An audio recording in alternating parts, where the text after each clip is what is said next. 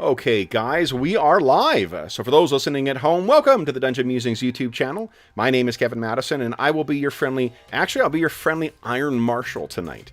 Because you see, tonight, we were going to be playing Night Below, but unfortunately we were down players, and we decided that discretion was the better part of valor, because we left our heroes off in the Shrieking Mire in that campaign.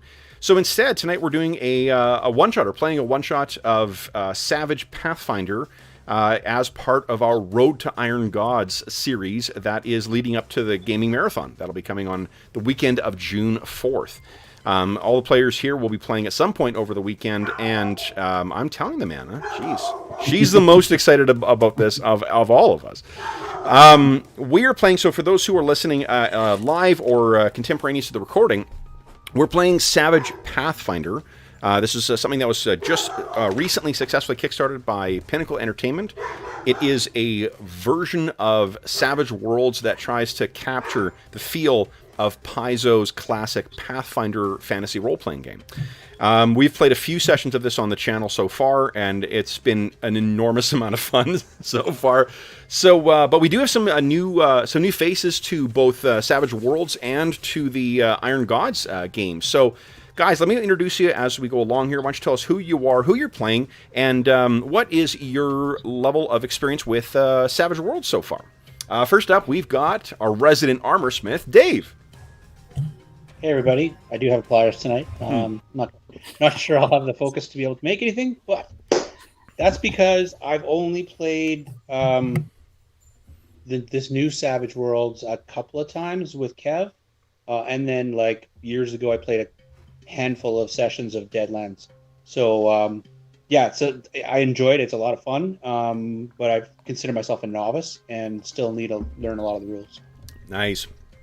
Next up is Andrew.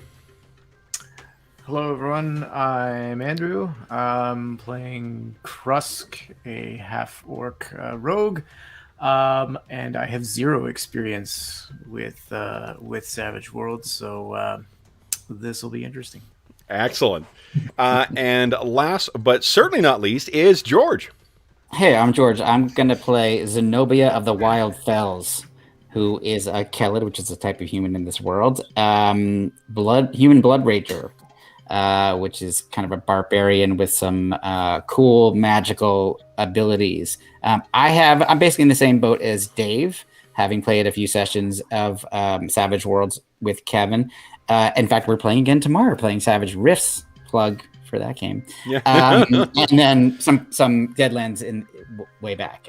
So I'm excited to try out. I haven't yet played it with this Pathfinder incarnation, so I'm excited to give it a go. One thing I should say as well too is at the time of recording, the Savage Pathfinder rules are not in the final version. So the version that we are playing with is the third of the preview versions that have been sent out to the backers of the Kickstarter.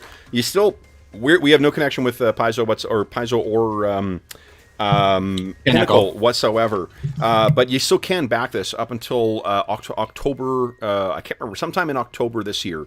So if this does look cool and you want to check out more about it, definitely go and check out the Kickstarter and take a look. As with every Pinnacle, Kickstarter that has come out in the last couple of years, the amount of shit you get in the box set is astonishing. So it's a really good value for dollar, and yeah, I've had a lot of fun with this so far.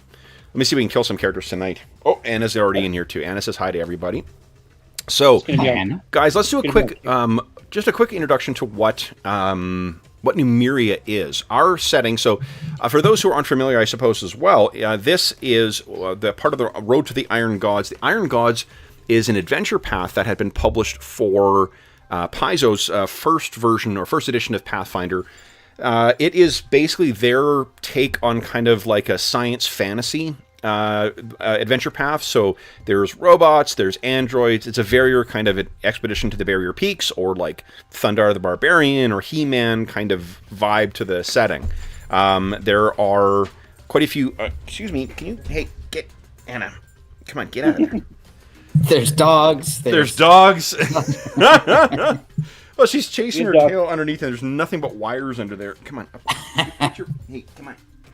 Well, trouble, like, she's got a metal plate in one of her legs, so she's not the most dexterous thing. So, like, she steps and drags more than anything. Okay, excuse me, sweetie.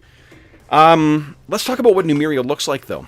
So this is the setting, the land of falling stars, so called because, in the distant mists of the past, there was a event called the Rain of Falling Stars, where something strange fell from the heavens and slayed a ton of ruins and strange beings, like alien creatures, robots, mutations, and things like that.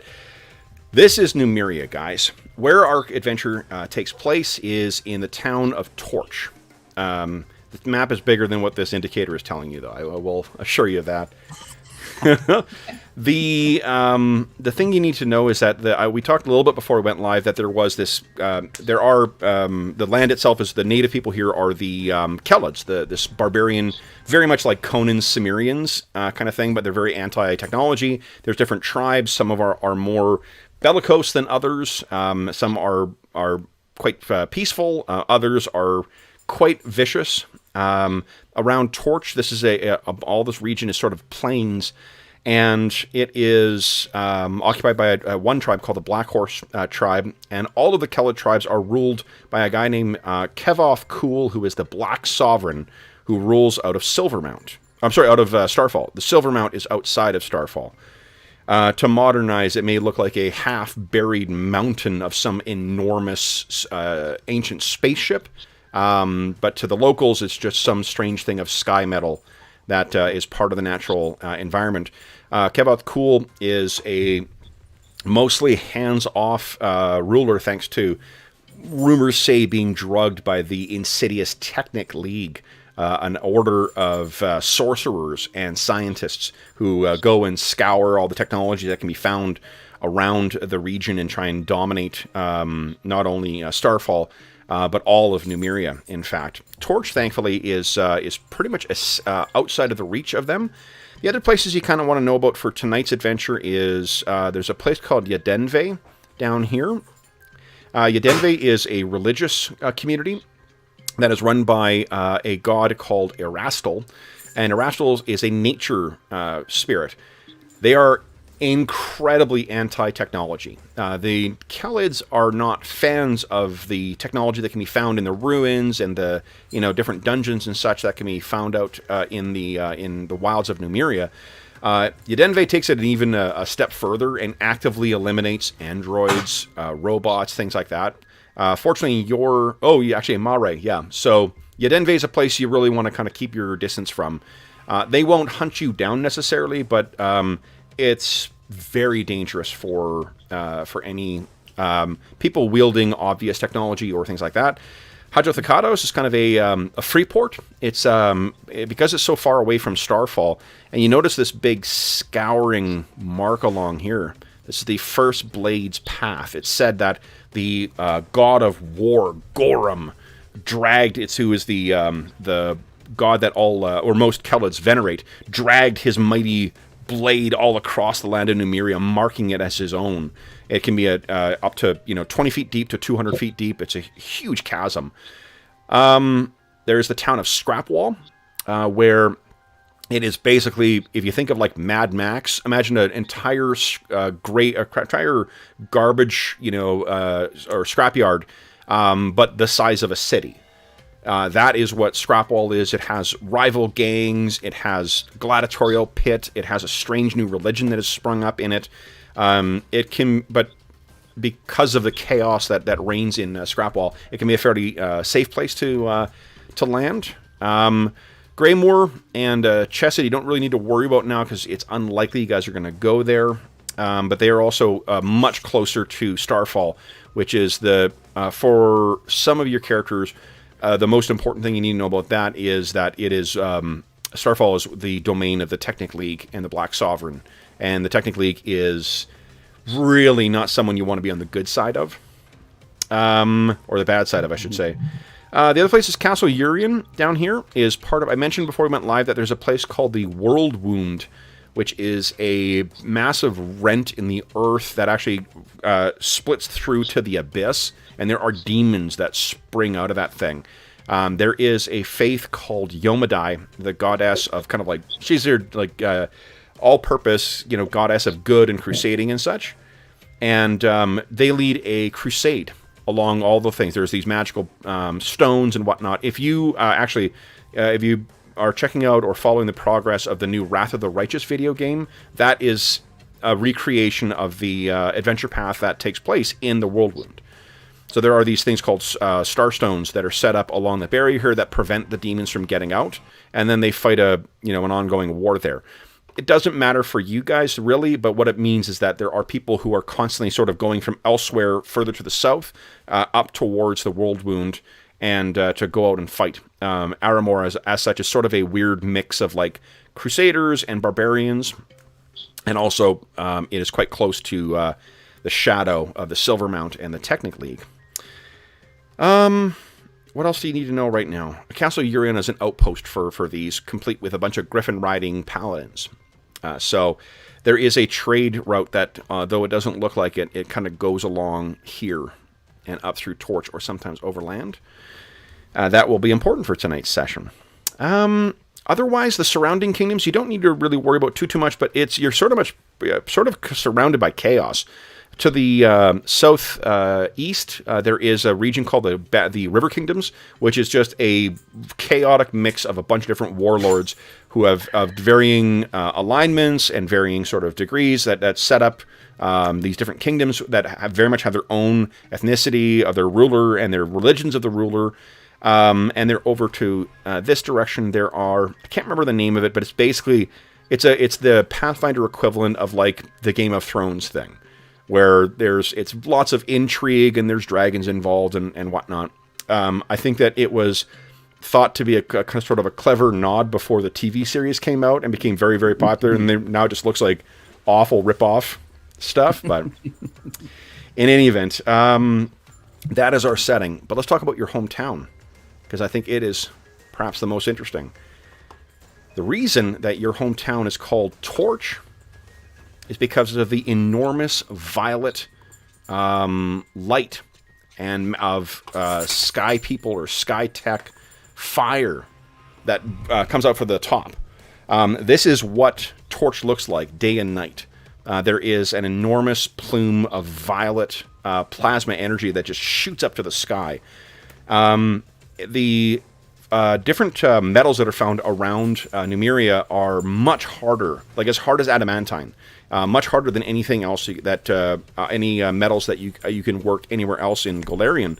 And as such, when you find scrap of that stuff, which is fairly abundant in the region, it's great if you find it in the shape of something you want to, but otherwise, like, what do you do with it? That problem was solved about 100 years ago when a dwarf named Dolga Fredert and a couple of other people founded this place. This plume of plasma energy just started shooting up at the top of this mound found in the middle of the Numerian plains. And it was found that if you could, there's two unusual qualities about it. One was that there was a safe zone right around the base of it. So you could actually get in close enough to be able to make use of the flame. To the second interesting thing is to be able to work sky metal. So Torch very quickly over the past 100 years has become a center for people bringing scrap and bringing sky metal and having it worked by the craftspeople that make up the community in Torch. Torch also, because of it's on the other side of the First Blade's path, and it's sort of very difficult for Starmount to, or for the agents of the Technic League to get to. It's also kind of a fairly liberal place. So it's a great place if if you've got trouble with the Kelid tribes folk, if you've got trouble with someone else, it's a good place to call your home. The lands around there are quite arable. The people in Torch are mostly benevolent, and I mean there's a solid economy that backs the place. As long as even if you have no other skills whatsoever, if you can pick up and move a wheelbarrow, you can find work in Torch because there's always an abundance of people who are looking for people to do things. Now, the People of Torch are a mixed group. It is mostly humans, but there are, I'll tell you the total population here. All of this is a preamble because we're going to talk about how your characters, Krusk and Zenobia, fit in here. So in Torch, oh, and let me show you. This is one of my favorite illustrations too. I love that. But here is the actual map, guys. So this is what Torch looks like. The only other feature that you really need to know about is this place. This is the Weeping Pond. And this here is the Crowfall Palace. Crowfall Palace is something that was invented by a local guy named Connor Bain. Connor is one of those strangers who sort of showed up out of the wastes and made a name for himself, or made a place for himself in the community. And one of the things he did was build this Crowfall Palace. The Weeping Pond was, would have been a great source of potable water for the community if it wasn't for the fact that, like a lot of water sources in Numeria, it was polluted as hell with lots of weird, not only oil and gasoline and whatnot, but also other stranger, more, potentially transformative toxins. So what Connor did is he apparently had quite a bit of magical know-how, and he built this thing, kludged this thing together to purify the water. It does mean that there's an awful lot of regular work to do to keep it moving, because it has been kludged together with pieces that may be 9,000 years old. But, it definitely means that he's an important part of the community, and it keeps, it allows the community to exist at the size that it's at. I wouldn't necessarily go swimming in the Crowfall, in the, the Weeping Pond. You can get very, very dizzy and whatnot. It's just sort of like a, what was the river that caught fire in the States? In the 70s, that was the, Yeah, it wasn't Lake Erie, wasn't it? Lake Erie caught fire? Maybe it was. Cuyahoga? The Cuyahoga, yeah. Yeah. Yes.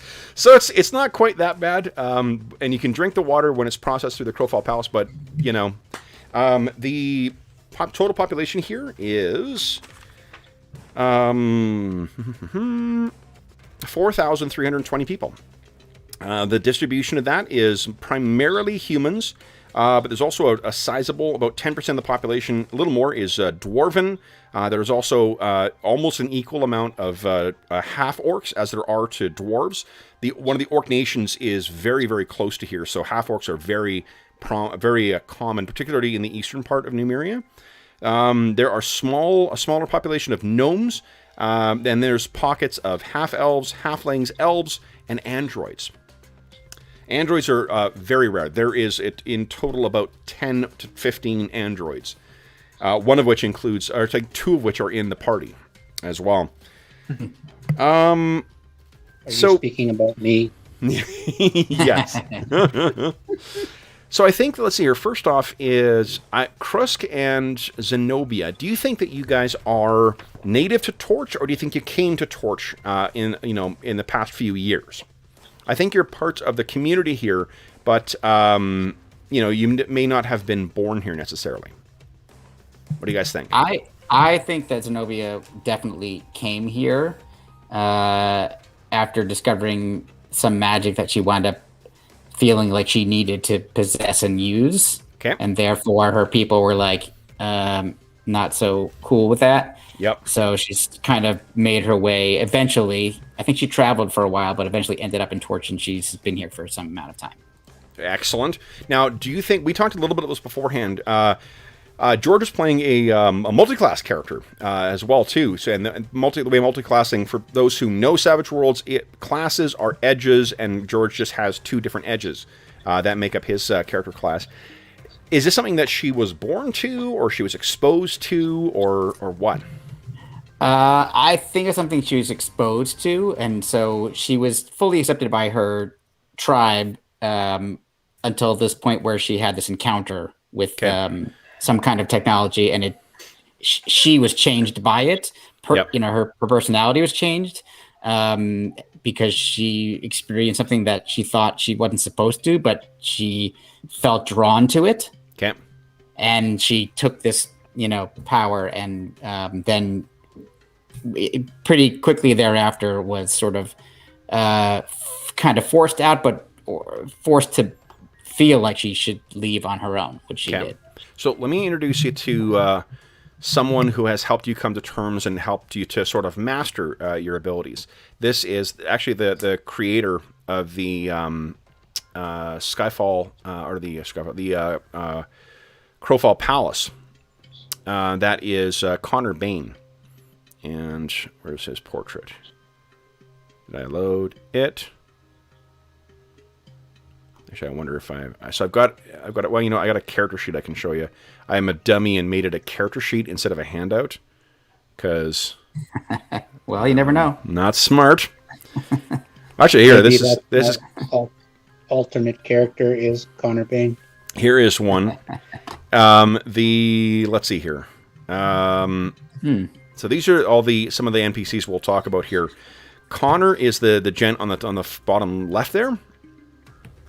Connor has Val is his adopted daughter, who, like you, is actually in a more literal way, she is an orphan, whereas you've been sort of cast out. So Connor likely helped you master sort of what your abilities are. He is a wizard. In addition to having some excellent knowledge about crafting, the secrets of Numeria, he also is a wizard. So while your magic is different from his, it still it's been someone who can help you out. Krusk, what about you? What are you thinking? Are you thinking you're from here, or? Well, you mentioned that there's a number of orc tribes that are nearby or close, anyway. Yep, definitely in Scrapwall. So so I'm almost thinking that because Krusk, we discussed a bit off before the stream, that Krusk has an interesting personality mix. And so I think maybe that lent himself to be a bit conflicted, and he didn't quite fit in among other orc tribesmen among the other orcs. And so he I don't know if he was kicked out. I think it was mostly just he didn't feel like he truly belonged, and he came this way to try to figure some stuff out, and so he found his way here to try to I don't know if he's trying to like find balance in his emotions or his issues. Sure. So what do you think you guys would be doing for we talked, so Mayor Dave, do you want I'll give you a reminder too, Dave, because we only played the once. Dave has actually, or Mare, I keep saying the wrong thing. Mare has actually made a pretty, friends or sort of pseudo family with a couple named, the husband is Ivan Lesky, who's a half-elf ranger, and his wife is a Kelid woman named Annika. They run a livery stable, where they train horses, and they rent them out, and they sell horses, breed them, and whatnot. That is located right down here. So Mare is a ranger. She spends a lot of time sort of like returning them or capturing them or whatever. And that's where she sort of found her fit in the community. She also enjoys spending time at the Foundry Tavern. There's a couple of watering holes in Torch, but the Foundry Tavern is really kind of the most interesting because it is located near where Connor Bain's workshop is. And it's the place where sort of those who want to explore and seek out. This is the Foundry Tavern right here, and this is Connor's workshop next door.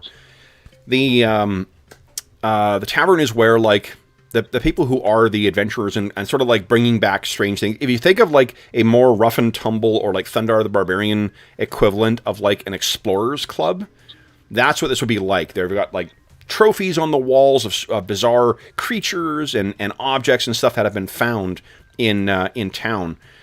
But what do you do with your day?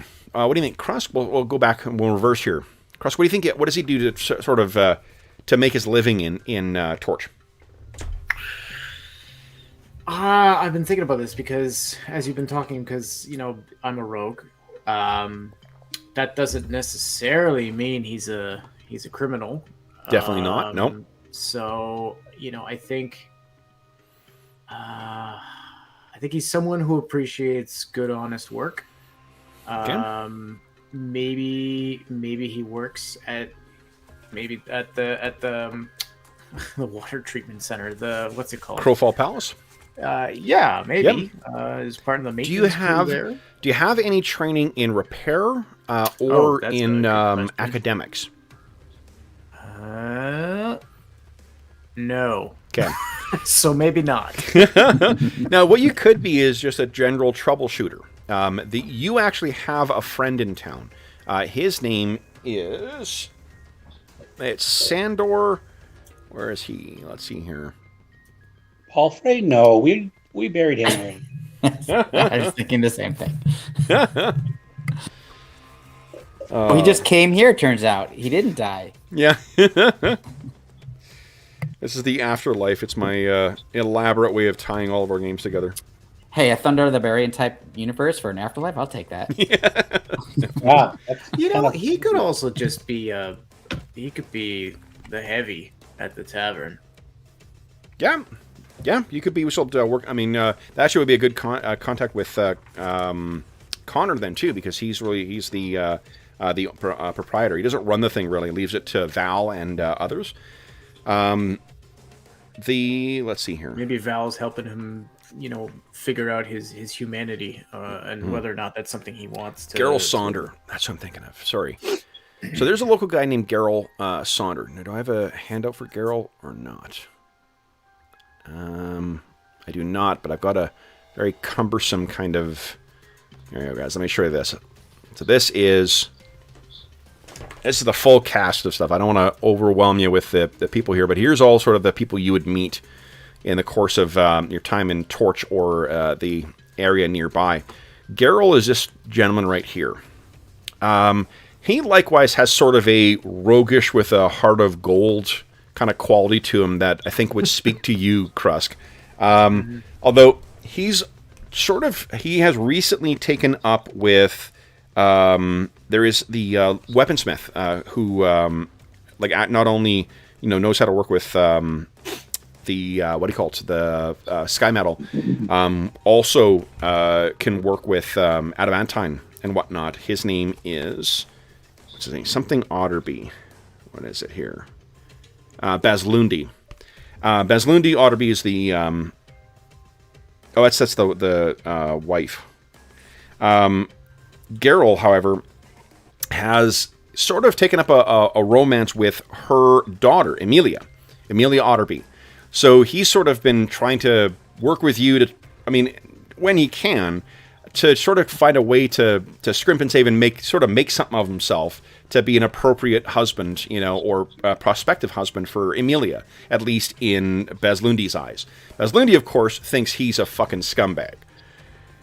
The reason that it's a little trickier here, there's a place in town called the Silver Disc Hall, run by a guy named Garmin Ulreth.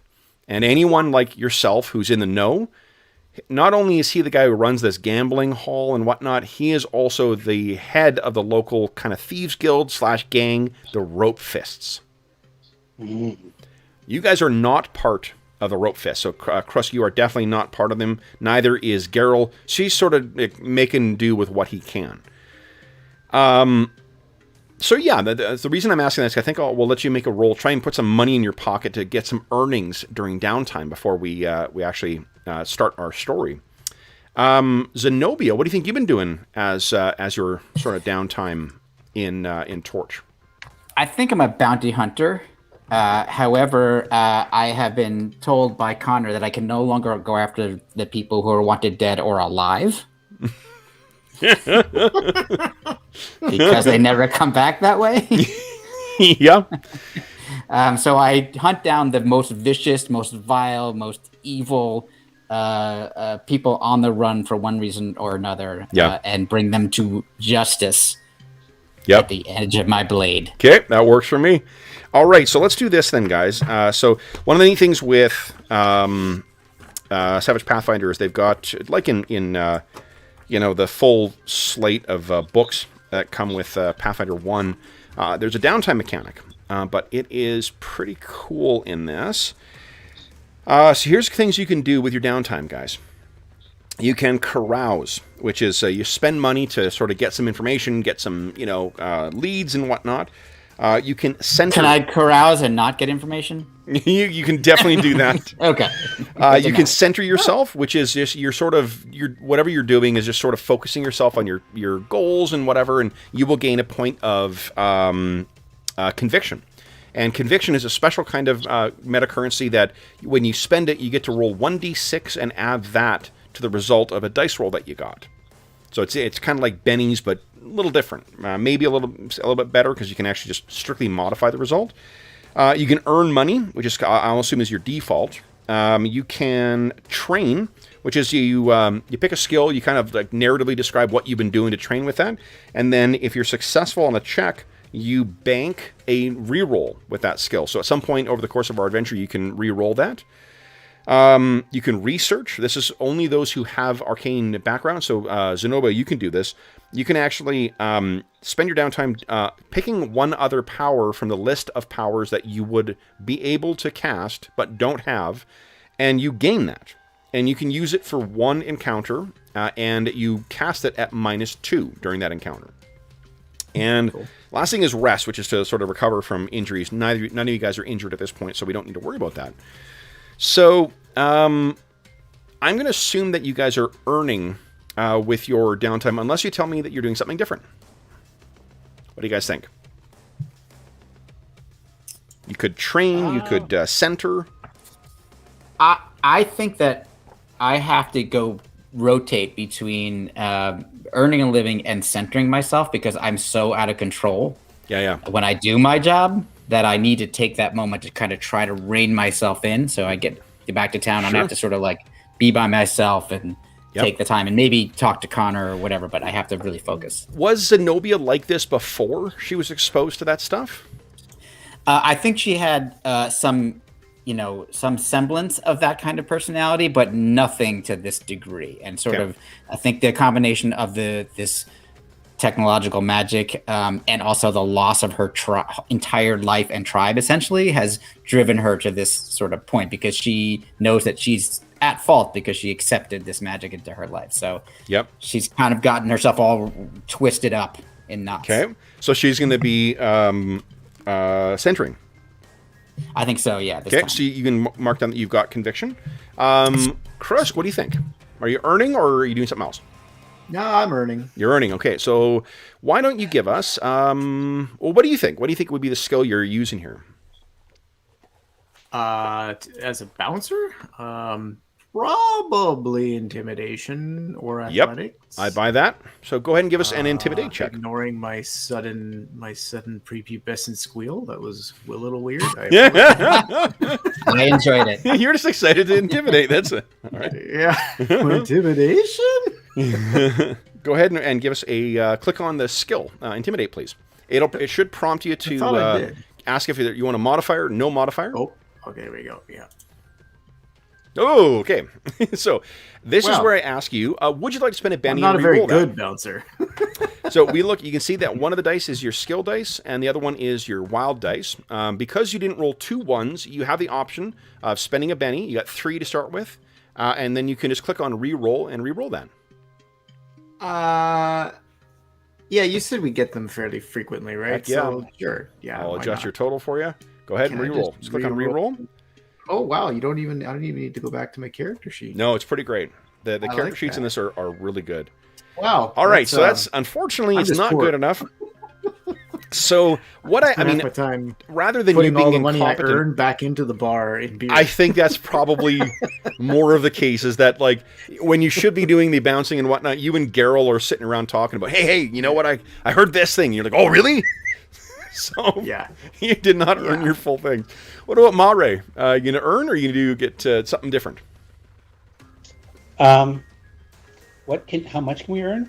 If you get a success, you are novice rank. You can earn 100 GP. I think she will definitely earn.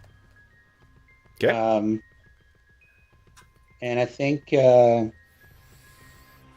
she do something outside? Like, would it be related to her role within the like herding animals? Maybe she's trying to bring in a horse that ran off, or helping something like that. Well, it's sort of abstracted over the period, so it's not like one specific thing. What are you thinking? Survival? Survival? Yep, I buy that. Go right ahead. Let's see here. There you go. Success. So success, unless you are acting against something, Andrew, your target number is always going to be a 4. You'll have modifiers that will modify your dice roll, but 4 is always what you're going for. Unless you're actually acting against something or someone, then the target number will be set by whatever their abilities are. All right, so then, Mare, yeah, this is at the end of your time. Now, I think that there's... you've made your earnings, and as was the case before, I think our scene will open in the Foundry Tavern, guys. And I've got actually have a map of the tavern, I believe. Let me see if I've got it screwed up here. Oh. It is populated by a bunch of reprobates right now. Let's just get them out of there, get that out of there, and let's. Here we go. Let me bring you over to the Foundry Tavern. No, nope. Here we go. Paste. Boom. Okay, so guys, now does everyone have sight? Everyone can see in here, right? Mm-hmm. I cannot. Okay. I've been meaning to ask Kev, but I didn't want to interrupt the introduction or the getting to know the new characters. But can I increase my skills beyond a D8 or my attributes beyond a D8? Of course. Yep. Absolutely. So if I wanted to increase agility, how do I change that? Because whenever I click on it, it goes to... So what you go to is on the top right of the top left of the screen, there's that little card that I think is red right now. If you click on it, it'll become green or the reverse. Now you're in edit, and you can just move the dice size for your agility up by 1. That work for you? Yes. Now it says D10. Excellent. Awesome. So, this is the Foundry Tavern, and it's like most nights, it's quite full of, of people kind of going around, and let me see if do I have a handout for Geralt? That's so easy. Yeah, the character sheets in this are ridiculously good. Like, hello, other character sheets, get on board here. Yeah. This is so much easier. Well, and like with the companion, or the compendium too, being able to drag and drop stuff into your character sheets, like new hindrances or powers or whatever. The powers need they're formatted to work with a bunch of macros that I disable in it because they're a pain in the ass. And the macros require you to have have character sheets set up for all the adversaries as well too. And that is one bit of fucking work I'm not going to do. But it's easy to cut and paste from a PDF to replace that with the text that you guys have in your powers and whatnot. All right, so then, so you guys are sitting around, and Mare, I think you because you are a local or a regular here, I think you know Krusk as well, and Zenobia, because you are one of Connor Bain's foundlings, as it were. You would likely know Krusk quite well too. So then, I think what we'll open with is Krusk. Where do you think you'd be in this? It's a busy bar right now. No one's looking out of control or anything like that, but it's a good mix of people from out of town. It's summertime, so the trade coming up the Sellen River is quite heavy at this point. What do you think Krusk is doing? Probably. You know what? Actually, you got him right by the fireplace. Mm-hmm. But it's summertime, you said, so actually forget that idea. I'd imagine he might be leaning against the side of the bar. Sure. A glass kind of in hand, but not in hand. A glass kind of like underneath the counter that he will, occasionally pull up and take a sip out when no one's looking. Why don't we do this? You've got thievery, right? I do. Give me a thievery check. Let's see if Val sees you doing this. All right. So she's supposed to be running the bar. This or stealth? Which one would be? Thievery is the sort of like a sleight of hand thing. You're not trying to hide yourself. You're just trying to... Cool. Sounds good. Awesome, yeah. So, Val sort of is keeping an eye, like looks over at you. She looks away as this, dwarf from somewhere to the south comes up, and you quickly get down and take a sip. And then you see that on the far side of the... It's probably like super cash, too. It's just like, eye on the door, one eye on the door, one eye on her. Kinda. Yeah. So the door opens, and what we see coming in is Geralt. So Geralt's under, he looks like he does in his illustration. He's a lean, light-skinned human. He's got that kind of, hungry, lean look to him, too. And his eyes sort of dart across the, the room, sees you on the far side. His eyes kind of light up, and he walks over to you. And, cuts his way through the tavern. Someone sort of, says to him, hey, you still owe me for... And he's like, I know, it's fine, I will. And he makes his way over to you. He says, you're working tonight. I'm glad. I mean, you're always here, I suppose, but... listen, I have a favor I need to ask of you. Well, I'm shocked. This is new. Completely unlike you. He laughs. He says, look, there's something in it for you, too. Listen, I gotta go out of town. So I hired on with a caravan heading down to Hadro So we're leaving first thing tomorrow morning. But... And he kind of looks around. But I got something. And he brings this satchel at his side over towards you. He opens it up. And it's sort of like a, like those, like an ammo bag. Like I'm thinking of the 90s kid, girls would use it as ammo bags as their, like, what do you call it? As their purses. I listened to an awful lot of 90s music last night, so I'm really in that mindset. So forgive my multiple references to grunge and stuff like that tonight. Great decade for music. Great decade. Totally agree. Totally agree. So she opens up he opens up the bag, and what's in there is 2 bizarre pieces of Numerian technology. He says, "The hell did you get those?" I traded. There were some Bloodgars who were in town. And they seem to want to get rid of this stuff. Now, you know that... let's give us a common knowledge check at +2. One of the cool skills in Savage Worlds in general is this common knowledge. It just tells us how much you know about the world in general. It's different from academics. There is an academics 0. Wow. No, he's got a double plus. You don't have to put a plus sign in. Yeah, you just have to put a number 2 in. So click on re-roll, and it should allow you to put it in properly. Okay. Yeah, if you put the... Just 2. Yeah. Don't need the Don't need the plus, yeah. You do need the minus, but it's not the plus. 8! Excellent nice. example of a raise. So because you got a 4, 4 is always a target number if it's not contested. 4 over that is a raise. So you got a raise. So you know well about the Bloodgars. Bloodgars are one of the tribes. I mentioned there's different Kelid tribes that are populating in this. The Bloodgars are the most vicious. They lurk up and down the rivers that sort of run through Numeria and elsewhere too. They file their fucking teeth. Like, they're real badasses. They... they're regular sources of banditry and such on the rivers, but if you ask them, they're like, they're renegades. No, those are renegades, and then you'll see them drinking with them a week later with the renegades. So, yeah, I know the type. Yep. So the fact that he swindled 2 Bloodgars, probably not, if there was some swindling involved. And he says, but listen, I gotta go. I hear Tret is coming into town. And with a roll that good, I'll let you build forward. You also know who he's talking about. It's a guy named Sanval Tret. Sanval Tret is a local kind of roving trader. He shows up every now and then in Torch to kind of trade things. And Tret is kind of like a young version of, Connor Bane in some ways.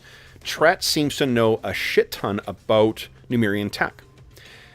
Now, the way that Numerian technology works in the game, guys, game-wise, is that before you can ever make use of the stuff, you need to actually figure out what it is. Now, for this campaign, I've made the decision to not even describe what the things are. I'll tell you the size of the pieces, but to avoid it making it too obvious what shit is, I'm just not going to tell you. So I'm not going to just... Also, like, that gets really tiring, or it's tiresome very quickly of being like, you find a blah, blah, blah. Kev, do you mean gun? Are you just saying gun? Because if you say gun, just say gun. You can save us all some fucking time. So it's more fun to just do that. Now, to figure out the stuff, what you need to do is make a successful check of the lower of academics or repair. So you need to have both of those skills, and then the lower of those two will allow you to identify something. As you're identifying something, though, it might damage it. So, you need to sort of be careful with it. Remember how awesome the rules for malfunctions are in Savage Rifts, George? That's exactly what I just thought about. Yeah, that's what we're using in this. And Numerian tech can be anything from, like, it can cast force fields, it can be guns, it can be all sorts of crazy shit. The downside is that when you make use of this stuff, you always have to make dice rolls, and if you ever roll a fumble, like 2 1s, something goes wrong with it. So it's great and powerful and whatnot, or can be, but it can also be hard to identify, and it can be difficult to use. You can spend downtime maintaining that shit, though, so it has less of a chance of malfunctioning. So the long and the short of it is these two pieces, who knows what these things are, but if Tret can identify what they are, holy smokes, like, that'd be great. And he says, I'll tell you what, get him to identify these things, and you keep one of them. Is that enough for your precious time? I'm going to lean in and say, like, what kind of foolery is this? Why would you think that... Why would you even think to try to swindle these people? Well, it was there to be done. Plus, look at this. You know how dangerous these people are. If they're always angry. If they're not angry at me, they'd be angry at someone else anyway. And all I need to do is make sure that they're angry at someone else before they remember to be angry at me. And I'll be fine. Like handing off one of these little trinkets to me and making them mad at me first. Well, that they're not going to know. And they don't know anything. And he's not wrong. Like, you do know that Kelids generally, they eschew this shit completely. The reason that Zenobia is an outcast is because she's infused with some kind of sky, some magical corruption of some kind. That's their perspective on it. Oh, yeah. They're not. Yeah. It's not the tech that they're going to be upset about. It's the being... Chris, come on. How are they going to know? You're going to come on. With you? Come on. If you don't want to keep it, you're free to sell it. I get to pick the one. Yep. And you also know pick the one that I keep. Tret, yes, you do. You get to pick which one. Tret also. I'm telling him that's my condition, I guess. Well, that's what he offered you. Yeah. He says you are a very easy bargainer. If you just want to say it in your words, in your voice, that works for me, buddy. You're a lifesaver. And remember, whatever one you don't keep, sell it to him and pass the silver disc to me. The currency in Numeria are these little, like, silver... They look like about the size of what gold coins would be, but they are silver, and they've got this strange etching all across it. Get as many silver discs as you can from him. You know that Tret will also buy most tech as well, too. So if you guys need to offload tech to someone...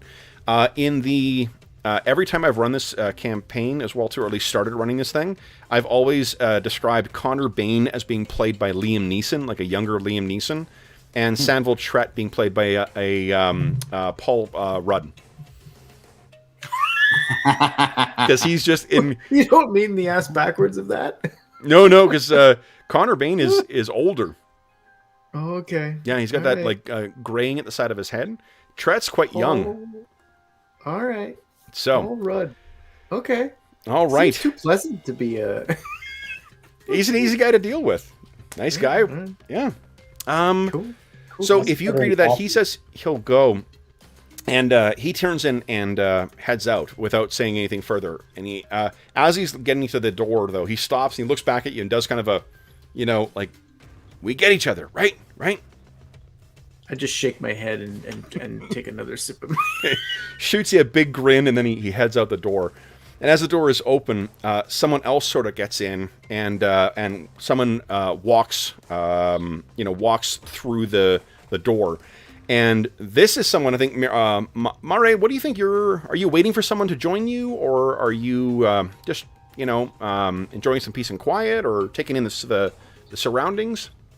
Mare has been looking around for someone to talk to because she likes to talk to people about what they do in life. So maybe this woman that's sitting by herself in the bar would be a good person to talk to. Sure. So, and I think you know Zenobia as well, too. You're one of the few androids, and androids are not unfriendly with Connor Bain. What mood, as this young, androids kind of keep their age over time, but this young-looking woman comes and sits next to Zenobia. What mood does she find Zenobia in? Dave, do you think that Mare already and Zenobia know each other already, or is this a new encounter? I'll leave it to you guys. It sounds like Mare is a regular inhabitant of the or not inhabitant, but customer of the. I'm the inhabitant. Yeah, exactly. Mare would know Crust for sure because she hangs out here all the time. But I don't know if she knows Zenobia. It more depends on whether or not Zenobia has been here before. I think Zenobia probably has been in here before, and Crust definitely knows who she is because sometimes he has to actually go to work when she shows up. So one other bit of common areas, both of you do have some, you guys have a touch of the wild to you. So you do have the ability to, travel and survive and whatnot in the teeming wilderness. It's easily, there could have been a backstory event where, someone stole one of the horses from the livery, and Mare and Zenobia could have gone to recover the thing from that person. Okay, I think so. Then I think what Mare senses about Zenobia's mood is that she's in. So she goes back and forth between the giant melancholies and giant mirths. Yeah, and this is a moment of giant melancholy for some reason. She's sort of like, but she's not off-putting, and she isn't trying to. She's got forward that, she's just a furrow in his brow as deep as the Gorham's first blade's path. Exactly. Hey, that's how she would put it. So when Mare sits down next to her, what does Mare say, and then how does Zenobia react? Not so pleasant day today, right, Zenobia? And then she drinks. Mare drinks too. Nice. And that actually makes Zenobia crack the slightest possible smile. Like, in fact, probably no one else would know that was a smile except for Mare, because Mare has encountered her before. Yeah. What do you think Zenobia's relationship with Val is? Val's definitely younger than Zenobia. Yeah, I think that there's a level of camaraderie, and probably I think Zenobia is kind of looking out for her, but would never admit it. Okay. Because she has no family, and she would not admit this, but would like to have one. Connor is one of those people that she sort of is feeling like could be a part of that. Okay. But she doesn't know. She has this like inner distrust now of anybody or any relationship because she feels like she was rejected by everybody she cared about. So she's very, very slow to become close to people. Well, and I mean, if absent that mishap, you're otherwise you are a kick-ass warrior. You've got that wild temperament to you as well. You no doubt had a position of trust in your family, and like you would have been seen as a rising star in your family and your tribe. So for them to suddenly be looking at you differently would have been a very fucking difficult thing to live through. Yeah, and I think it's only in those times when she has she rages where she really that all comes out. Yep. And the rest of the time she's trying to hold it in. So sometimes she does that by drinking. Sometimes she does that by centering herself. But there are moments she's not all gruff and grim. Yeah. She does come out of her shell here and there when she is in the company of the people that she does like. And she likes Mare, so that little crack of a smile like actually lifted her out of that bad spirit that she was in. Awesome. So then, but the best part about that was Mare wasn't really trying to get her to crack a smile. She was just trying to like, hey, I'll be a friend. I'll take a drink when you. But yeah, and Zenobia just thinks that's hilarious though. So that is great role playing all around. Everyone gets a Benny. Oh, nice. So then what happens, though, is the door opens. As I said, Geralt is walking out. The door opens, and what walks in is...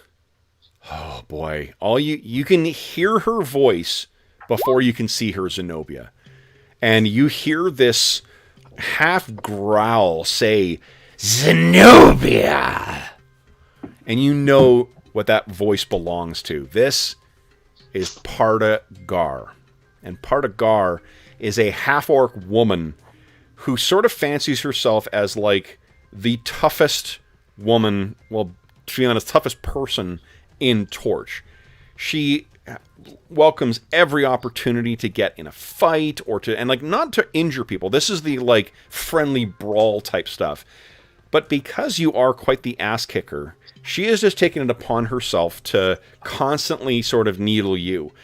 Yes, maybe part of the reason you've been glowering is that you knew that she was coming in because she comes when she gets off shift, right? But it's interesting that you did choose to make yourself be here. Yep. You could have stayed at home. You could have been anywhere else. So there's wouldn't want to be anywhere else right now. The tavern sort of falls silent, and you look around, and she is a huge, huge woman.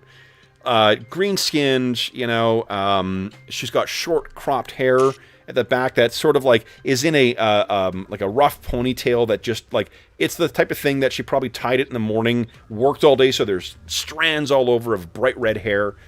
But you look around and you know exactly what she's gonna ask for. Okay, and so go ahead. Does Mare have an idea of what's going on? Has she seen this going on before? Oh yeah, like one of the regular things you can count on is that Parda will at some point, if someone positions themselves as being tougher than her at any point, she sort of insists on wrestling. Okay, well then, because Zenobia is not having a good day and she needs like friends today, Mare is going to like put her hand on Zenobia's shoulder and jump up and impose herself, and then tell this orc woman, "Today is not a good day. You should try tomorrow." Okay. So Gar looks down, looks at you, Mare, looks at Zenobia, and I'm actually going to try a test on Zenobia. Okay. She said so I'm going to use I think I'm going to use Intimidate, try and get a rise out of you. So you can contest this with, I think, like Intimidate or Spirit or anything else you think would be an appropriate, rival. Yeah. I think I'm going to flex all my muscles. Okay. So with my strength. Okay. I'm going to try to contest her. All right. So I got a 7. You're going to be wanting to try and beat. So, as I said, Kevin giveth and what Kevin taketh away. So there goes a Benny. Exactly. When reroll. Yeah, here we go. What? Okay, it worked. Okay. So Zenobia looks over at Crust, and she doesn't actually know. So here's what I'm imposing on you. Yeah, you are distracted until we say otherwise. So what that means is you're taking a -2 to all of your actions. She really got under your skin here. Oh, totally. So I'm boiling over. So I'm gonna. I look over at Krusk, and I don't know that Krusk secretly has a beard there. Like, I mean, I didn't see Krusk secretly have the beard there. I didn't notice it, but I just know Krusk, and I go, you might want to put that beard down. Val sort of looks at you, looks at Krusk, and it's like, oh no. And then are we getting into an action thing here? Yeah. All right, so let's do this, guys. What we're going to do is, Andrew, this is how, actually, the way we model not only combat, but if we're doing narrative scenes or things like that, we take advantage of the card mechanic in Savage Worlds.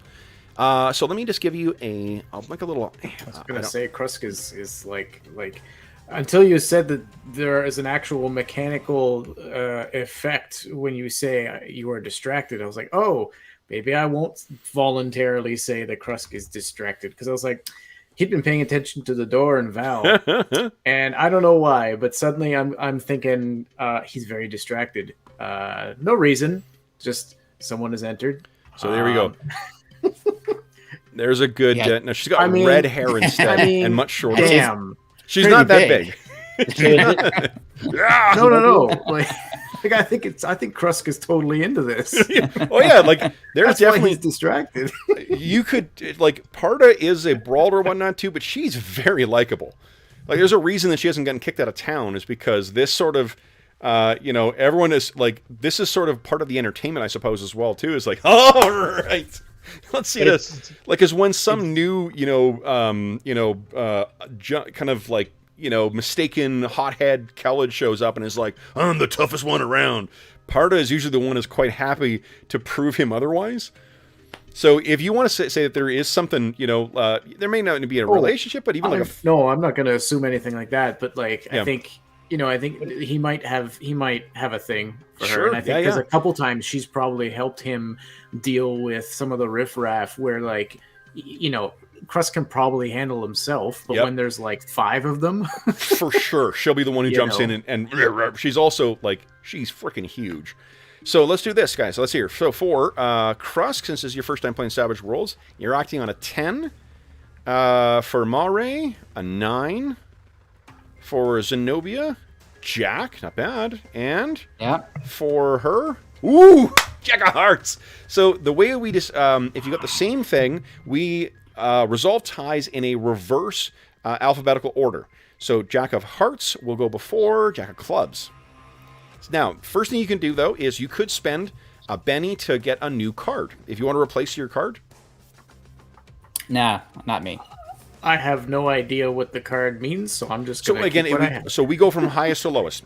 Okay. Ace is high in the game. If you draw a Joker, everybody gets a Benny on that side, and then you get to decide when you want to go in the round. Otherwise, what we do is we start with the highest card, and we go down in reverse alphabetical order. Well, I guess Jokers are wild. Okay. And then clubs are some kind of a complication? Clubs are complication in other scenes, not in combat. Okay. Unless there's something else that is going on. Clubs in a chase, though, clubs are definitely a complication. Okay. So a 10 is good. So I'll hold on to that then. Yeah. Okay. And Mare, you're good with the 9? Yeah. So just so I understand, it was Zenobia that was distracted because she failed the contested rolls. Exactly. Yeah. But I'm not in any. I don't have a. You're not. She spoke to you, but the target of that was to, it's like that. You're hiding himself. Hey, I wouldn't have thought you'd be hiding behind such a small thing. There's not that much to hide behind anyway. And the whole crowd's kind of, and we see Zenobia kind of, the bar top kind of creaks a little bit with her white knuckle rage. But, however, Parda sort of knew exactly what was going on here. So as you are trying to, you spin around, she's going to jump up and try and get you. So, she is going to wild attack to sort of offset you're distracted already anyway. Mm-hmm. That'll end at the end of your round. But so that means she's going to get +2 to hit, +2 to damage. And she's not trying to hurt you, but I think she's going to try and grapple with you. Because that is her shtick. So I'm just getting, let's see here. Grappling is opposed roll between attacker and defender's athletics. So on her turn, she comes running in. She's going to wild strike that. So if you want to roll your athletics at -2, please. I got a 7. Again. -2. Here we go. Oh shit! You want to Benny that? Yeah, I got it. Okay. I'll take the Benny off in a second. Let me just roll. Even if you get it up, so she doesn't get a raise against you, because otherwise she's going to get you in a headlock. Oh no! What? Now, come on. The thing is, when you spend a Benny, you do get to take the better of the 2 results. Unless you get a fumble, you can't do worse than what you're spending a Benny on. However, with a raise, because she got 4 above your, more than 4 above your target, she actually races in, and then she has entangled you. Mm-hmm. And what entangled means is that you are can't move and you're distracted until you're freed. Oh, I think you're bound. Oh, yeah, with a raise. Yeah, so you're bound, which means you're also vulnerable and can't take physical actions other than trying to break free. Okay. So she moves so much quicker than you would have thought, sort of bowls over this poor halfling who was drinking a drink, gets in and just wrenches you to the side. And again, like, you smash into someone who's waiting to get a drink. But these two massive women are... It seems like Parda has the advantage here. Zenobia, it is your turn. What are you doing? I have to break free, I think, is something I can really do anyway. So good luck not hearing that in Freddie Mercury's voice. Now I will have trouble with that. Oh man, that's very different from my character. So I assume that's an athletics check to try. It is an athletics check, and you're still distracted until the end of your round. Okay. So I got a 9. All right, come on, explosion. Come on, here comes. What is happening? You want to spend a Benny? Yeah. Heck yeah! Come on. I know it's Fast and Furious, so let's go Fast and Furious. Yes. All right, re-roll -2. Come on. Oh, pretty good. So you don't quite get yourself free, but that's a lot. You're putting up a good show of it. And if it wasn't for the 9, it wasn't for the fact that you are vulnerable, then you probably would have got yourself out of here. So yeah, the what do you call it? The stools are being kicked over. Mare, they're thrashing around you. Krusk, you're up next. What are you doing? So, with your round, you can always move for free. So that's your pace tells you how many inches, which is like 2 yards each. How many inches you can move. You can also run always. You get to roll a running dice, and you get to add that much to your movement. It'll do it for you on the character sheet. But what that does is imposes a -2. But all your movement does not take up any of your actions. You can take up to a maximum of 3 actions. Each one after the first gives you a -2 to all of your actions. Okay, so that's very similar to Pathfinder. It's been like a year since I played that, but okay. So additional actions, I get minuses. You said so. My pace. You said sorry. It was.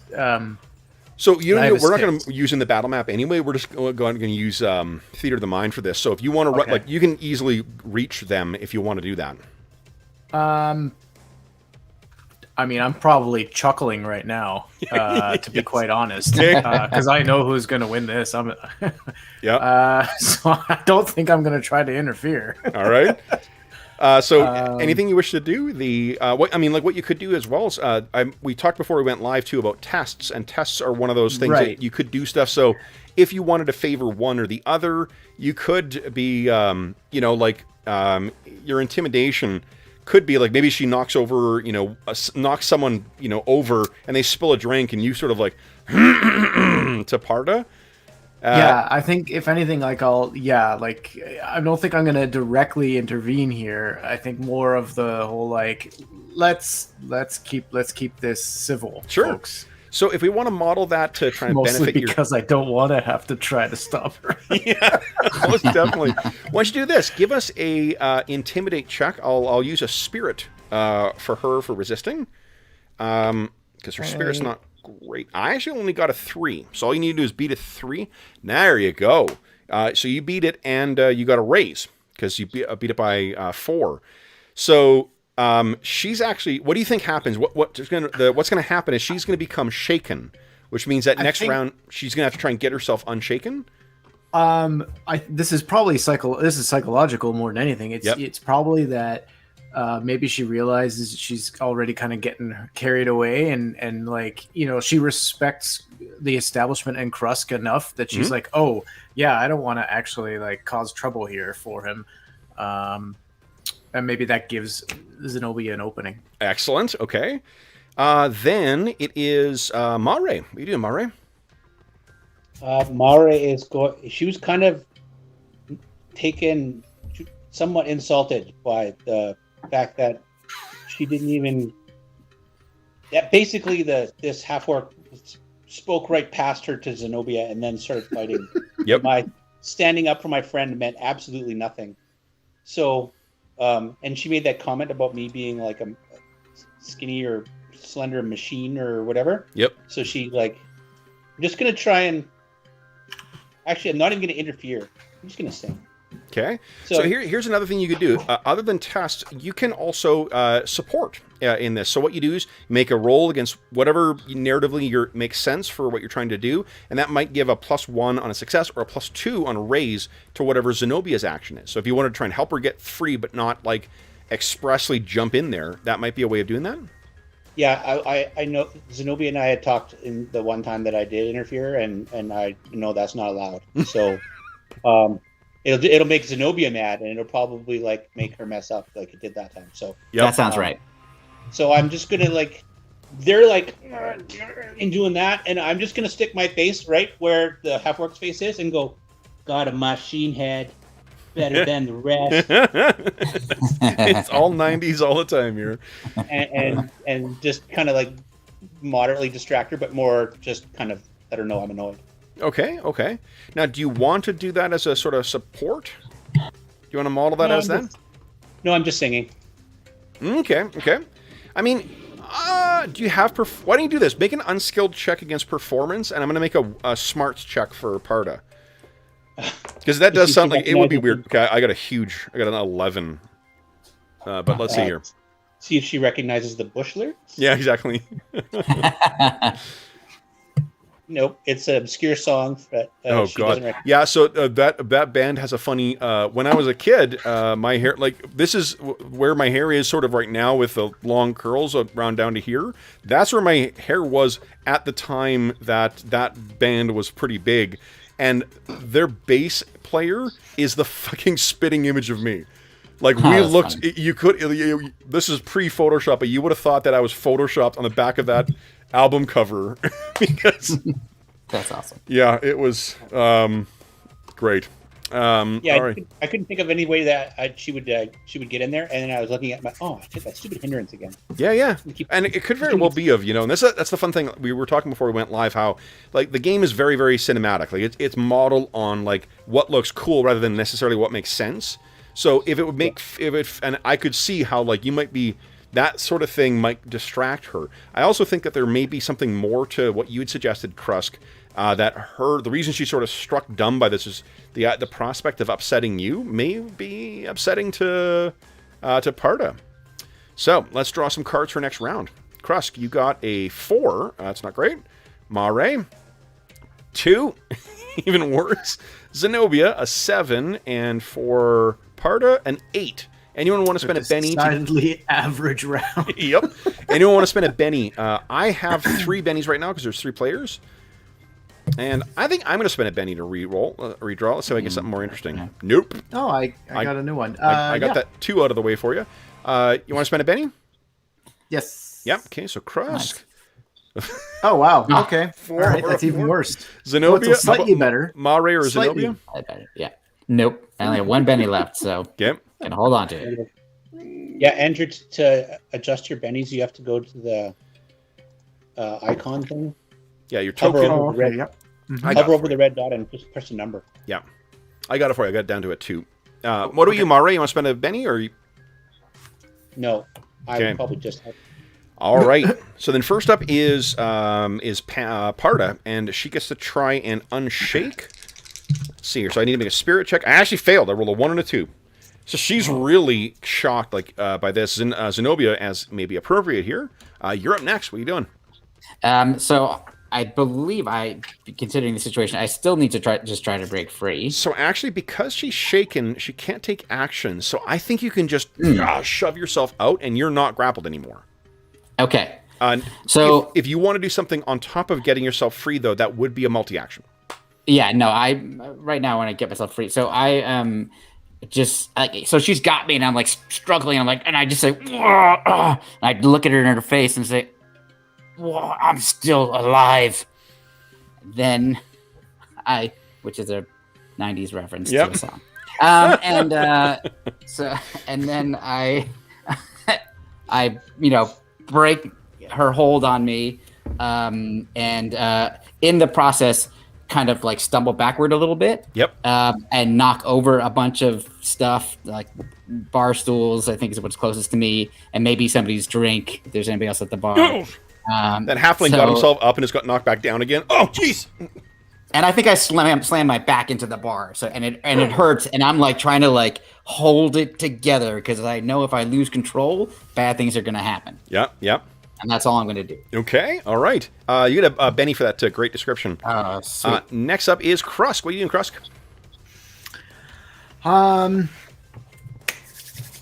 Where's my bag of stuff? Where would you want to be? I'm going to try to use a foot and put it underneath the bar just to hide it because I am greedy and I'm not letting this out of my sight.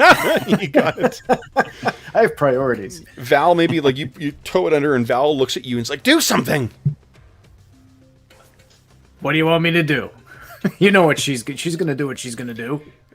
She puts her hands on her hips and kind of glowers at you, and like you are way taller than what she is. Yeah, and but she doesn't have to say it because you've heard it before. But the implication is your job.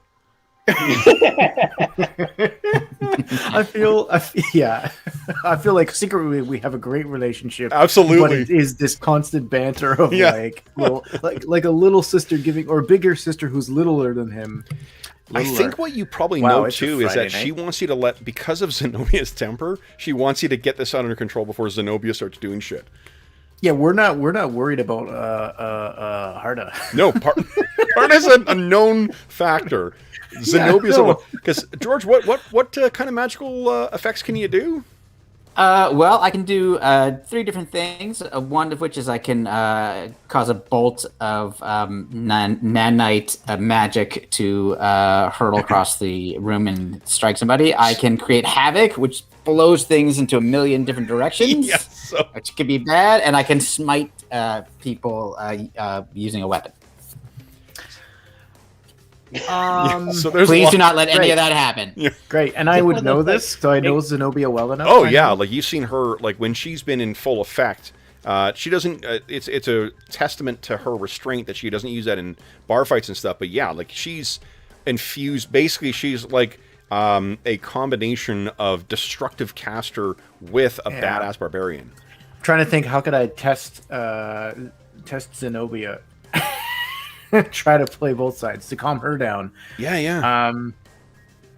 But other than like, so what you could do, very big glass. You could make a test. So here's what you could do. You could test because you take a multi-action penalty because you're doing against 2 people.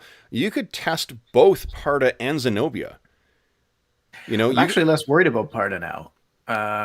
Like she knows where I stand on this situation. Yep. I think it's really just now now I'm gonna try to calm down the other one. Yeah. So what do you think? So you have not you haven't used the test on Zenobia yet. So you could. The rule is basically you can't do the same skill for a test 2 rounds in a row. You need to shake things up because otherwise people get used to your trick. You know. But like, do I get a sense that, like, Zenobia, are you like on the cusp of exploding? Always. Oh, okay. That's your secret. She's always angry. I see. Yeah. She's the She-Hulk over here. Yeah. I can do a lot more right now. Like I have the ability to like go insane and start really causing problems, but I'm resisting. But it could happen without my control. This is something that's not bad, but fun actually about being a barbarian. Things could happen that force me to go berserk. Yep. I'm gonna take my beer from underneath the bar. And can I walk over to like force myself between the 2 of them, but facing Zenobia? Yep. And like hand this still pretty full glass to her and just hold this. We call this, it's a house special. It's called the sloppy second. She doesn't know that. Doesn't know where I got it from. I on my turn, I'll do something, but like I just kind of stare at Krusk, unsure what's happening. So you step yourself, and then you hand, the thing out. Now, let's see here. Are you? So if you're trying to give us a test, like you're trying to like make her distracted, maybe you could use persuasion. I don't know if it'll be. You could use persuasion for that. Okay. Yeah. Would this be like a So contested it'd be thing? yeah, and I think Zenobia resists it with your spirit because it's you trying to get your shit under control. So Crust, give us a oh boy. No. Come on, Krusk. No. So let's see what Zenobia's Zenobia rolls first here. pretty eager to go. I'm no longer at a penalty, though, correct? That's right, yep. I'm going to lose my job. Now, Crust, you could spend a Benny and re-roll. Zenobia only got a 4. Yeah, so you just know you have to beat a 4. Yeah. I mean, yeah, I guess. I mean, I'm not really interested in like being inter-party conflict and like being a source of that, but I also want to keep my job. Bouncer at a bar, man. Yeah, yeah, I know. I want to keep my job. Yeah. Well, and this is all like this sort of stuff Benny. is sort of keeping. Yeah, this is not. You're not doing any permanent. You're not doing hit point damage or anything. No, like that, this right? is just friendly. Holy Oh, shit. wow. So, and this is where one of the cool things. So this But is does where the zero cancel out the wild? no, you take the better of the two. So that means you got to raise against Zenobia. So like George could decide to spend a Benny and a re-roll, but he could also just say like, no, that sounds really fucking cool. Yeah, no, I'm not going to. That sounds So cool. you're shaken. So Zenobia is shaken, which means that she's gonna have to try and recover herself next round. So what do we see? Well, but also, if I am shaken, I must make a smarts roll, or I go into a rage. So I don't know if that happens immediately when it occurs, or if at the top of my turn. Right now, okay. So I'm gonna make a smarts roll. Yep. Here we go. Let's see. Your smarts. There we go. Come no on. modifiers. Oh man. Here we go. You want to spend a Benny to re-roll that? Sure. I think she feels it happening. She feels the blood boiling and like she's getting hot. Yep. So here's the reroll. Nope. It's meant to happen. No. All right, Mare, you can see Zenobia is she's in that like boiling over state that you've seen her in. She's about to just go ape shit. Okay, well, you know what? I think this is time for Mare to step up and maybe just tackle Zenobia before she starts firing off like crazy magic and stuff. Okay, so give us it'll be uncontested because she's shaken. I'm just going to check the shaken condition one more time, make sure I'm doing that right. Where are we here? Be athletics or a strength? Athletics check, please. And Zenobia could spend a. Do you wish? Oh, you've got an encumbrance penalty going into that. Oh, is that because I added gold on here, or probably? Let's see here. You can actually the sheets are pretty good about like you're able to tick what you're carrying and what you're not carrying, without having to take shit off of your character sheet. So my adventurers kit and my climbers kit and all the stuff we were using. Yeah, just untick that crap. So that's actually a 5. That is a success. So you've got at least. Can I use? I got that Elan Edge, which allows me to re-roll with a +2. Yeah. Yep. So go ahead and spend a Benny. And then for the miss modifiers, do I put in a 2? You do +2. Yeah. So we see your nanite circuitry flare up. Still pretty good though. 4 is all right. So you've got you've got a hold. Oh, that includes your +2. Yeah. All right. So I've got her. I grab her. Yep. And then I just go breathe in, breathe out, breathe in, breathe out, breathe in. Okay, so Mare's got you. You are now vulnerable and you can't move, but you still can take physical actions. Let's see what happens next round. Go through your vinyasa. Right, so Crust gets a king of clubs, pretty good. Oh. Mare, 6 of hearts.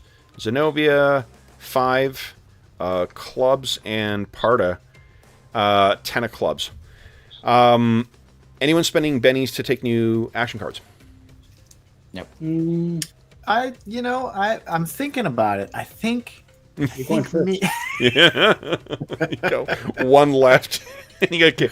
So then, Crust, you're going to be up first. What are you doing?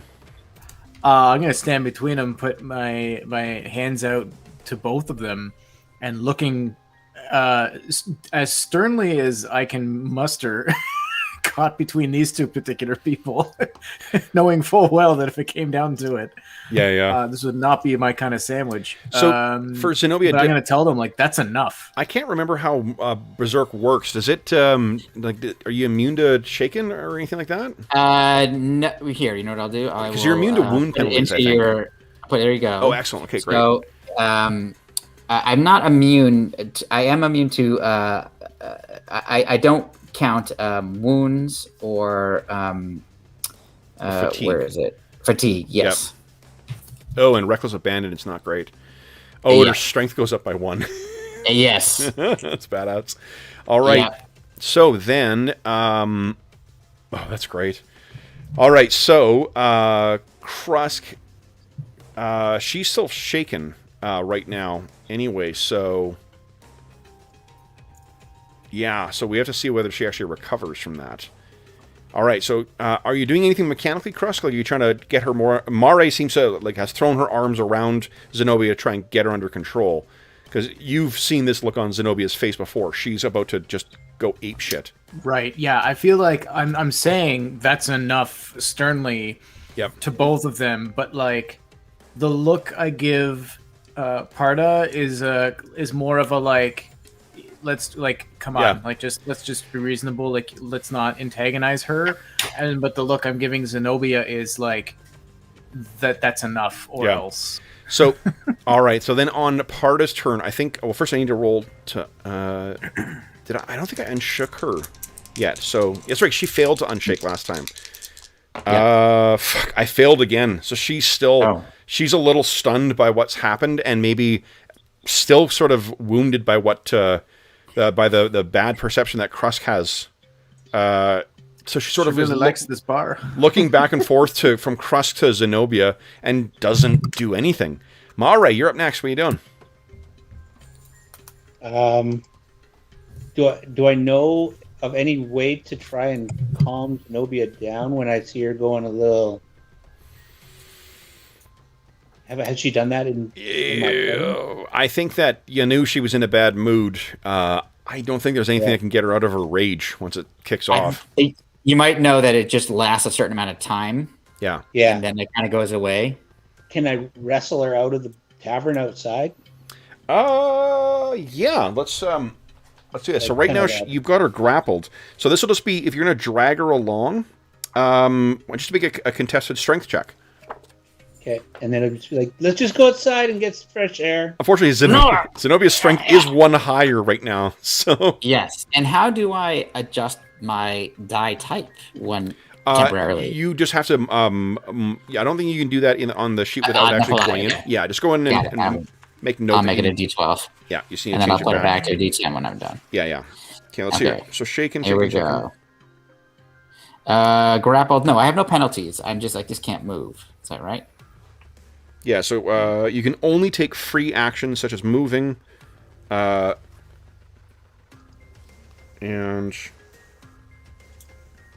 yeah. So I think the opposed roll you could have actually done before, but that's all right. So here we go. So Mare got a 5. And here's my strength. Whoa! So Mare, do you want to spend a Benny and re-roll, get your Elan kicked in? I have 3 bennies. Oh, let's call that 2. Nice. So your nanites are still flaring up here. Let's see if they come on. You need one more. Oh no! It's a fumble. Oh man! Zenobia breaks free and you fall down. Shit. Oh, God, that is the one exception. Is if you fumble, that's always going to trump whatever. You can't spend a Benny to re-roll a fumble, and if you roll a fumble on your Benny. Are fumbles like any double? Any 2 1s. Only 2 1s. Say that both of them are red. Oh, I see. Yeah. Okay. It means he rolled a 1. He's got a modifier. Oh, because the modifier is bringing it up to 3. I see. So Zenobia, let's first give us a unshake. There's an unshake button on your character sheet. Yeah. There we go. See if you can unshake. Sorry. Hold on. Here we go. Okay. I'm spending a Benny to unshake myself. Okay, so then the way that works is that you've spent the Benny, but you've already taken your turn to do that. So oh, right. you could spend the Benny to spend reroll. it to reroll. That's what I'll do. Go right ahead. Here we go. Yes. You can act now. What do you want to do? I'm going to rush Parda. Yep. And push her and try to knock her out the door. You're gonna probably push me first. Krusk, there is a concept of attacks of opportunity in this. So because you're in there at close, Zenobia is arguably a hostile target. You could try and make an attack, not to hurt her, but to try and grab her if you want to try and stop her. If anything, it would probably be to grapple, because she's just burst free from. That's right. From Mare, right? Yeah, without intending to do any damage to Mare. Just trying to get her. I think, I could probably... Someone let a dog in the tavern. Uh-oh. Is there a way to... I wonder... The bouncer I'm a half-orc, not but paying I'm not a barbarian, a big, strong person, but... Yep. Is there a way to use like a... My instinct is to go Here's what you could do. You could do a wild strike. You take +2 to hit, +2 to damage, but you suffer you're vulnerable.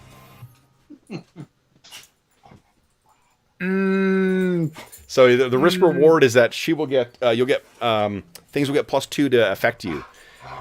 Yeah, you know what? I mean, this is all for fun right now. Heck so this she's not an actual barbarian trying to kill me yet. So I think as a reaction, I'll just try to take a step back, but open my arms to try to catch her and sure, kind of try to hold her. So go ahead and roll, and this will be probably end up contested athletics between the two of you. Me. And Krusk gets +2 to his. I guess you could. Oh no, you can't because you're not attacking. You're reacting. Holy shit, Zenobia, you got a 10. Oh my god! I really want this. Wait, where's my athletic? There it is. Okay, and you said plus. I get a +2. Yes. Come on. Oh, so close. Now you could spend a Benny to re-roll, but that's a pretty good roll. All right, Hannah, no, I think narratively this will be fun because I'm not a strength-based character necessarily, but I'm still a half-orc. So you try to grab her, Zenobia. Now you get to make your attack. So let me make a contested athletics here. So it's a contested strength roll actually for a push, which I just checked. Oh, okay. So you're just trying to push her. I'm just trying to knock her back. Yep. I can tell you the effects in a second. I rolled a 7. Cool. I have a strength. I also have +2. Oh no, it's only to fighting actually. I don't have it. So I just have my normal strength. So here we go. You got a 7. You're both pushing against each other. You can spend Benny to re-roll. I have 1 Benny left, so I'm gonna do it. Okay. So here we go. Come on. 6. Oh, God. However, I have something called conviction. Nice. Let's go ahead and roll 1d6. Tied. Okay, what? These muscles are straining. You're pushing against each other, trying to get out. Yeah, the veins are on my head, just bursting out. Yeah. That's amazing. This feels like an appropriate time to take our mid-session break. What happened with the what just happened? So I have I centered myself on my downtime, which gave me this thing called conviction, 1 point of conviction, which allows me to add a 1d6 to any roll. Oh, okay. Yeah. All right. And all you needed was the all I needed is to get a 2. A 2 on it. Yeah, exactly. All right. So for those listening at home, we will be back momentarily. We're just going to take a quick 5-minute break here, and then we'll be back, and our bar brawl will continue. So back momentarily.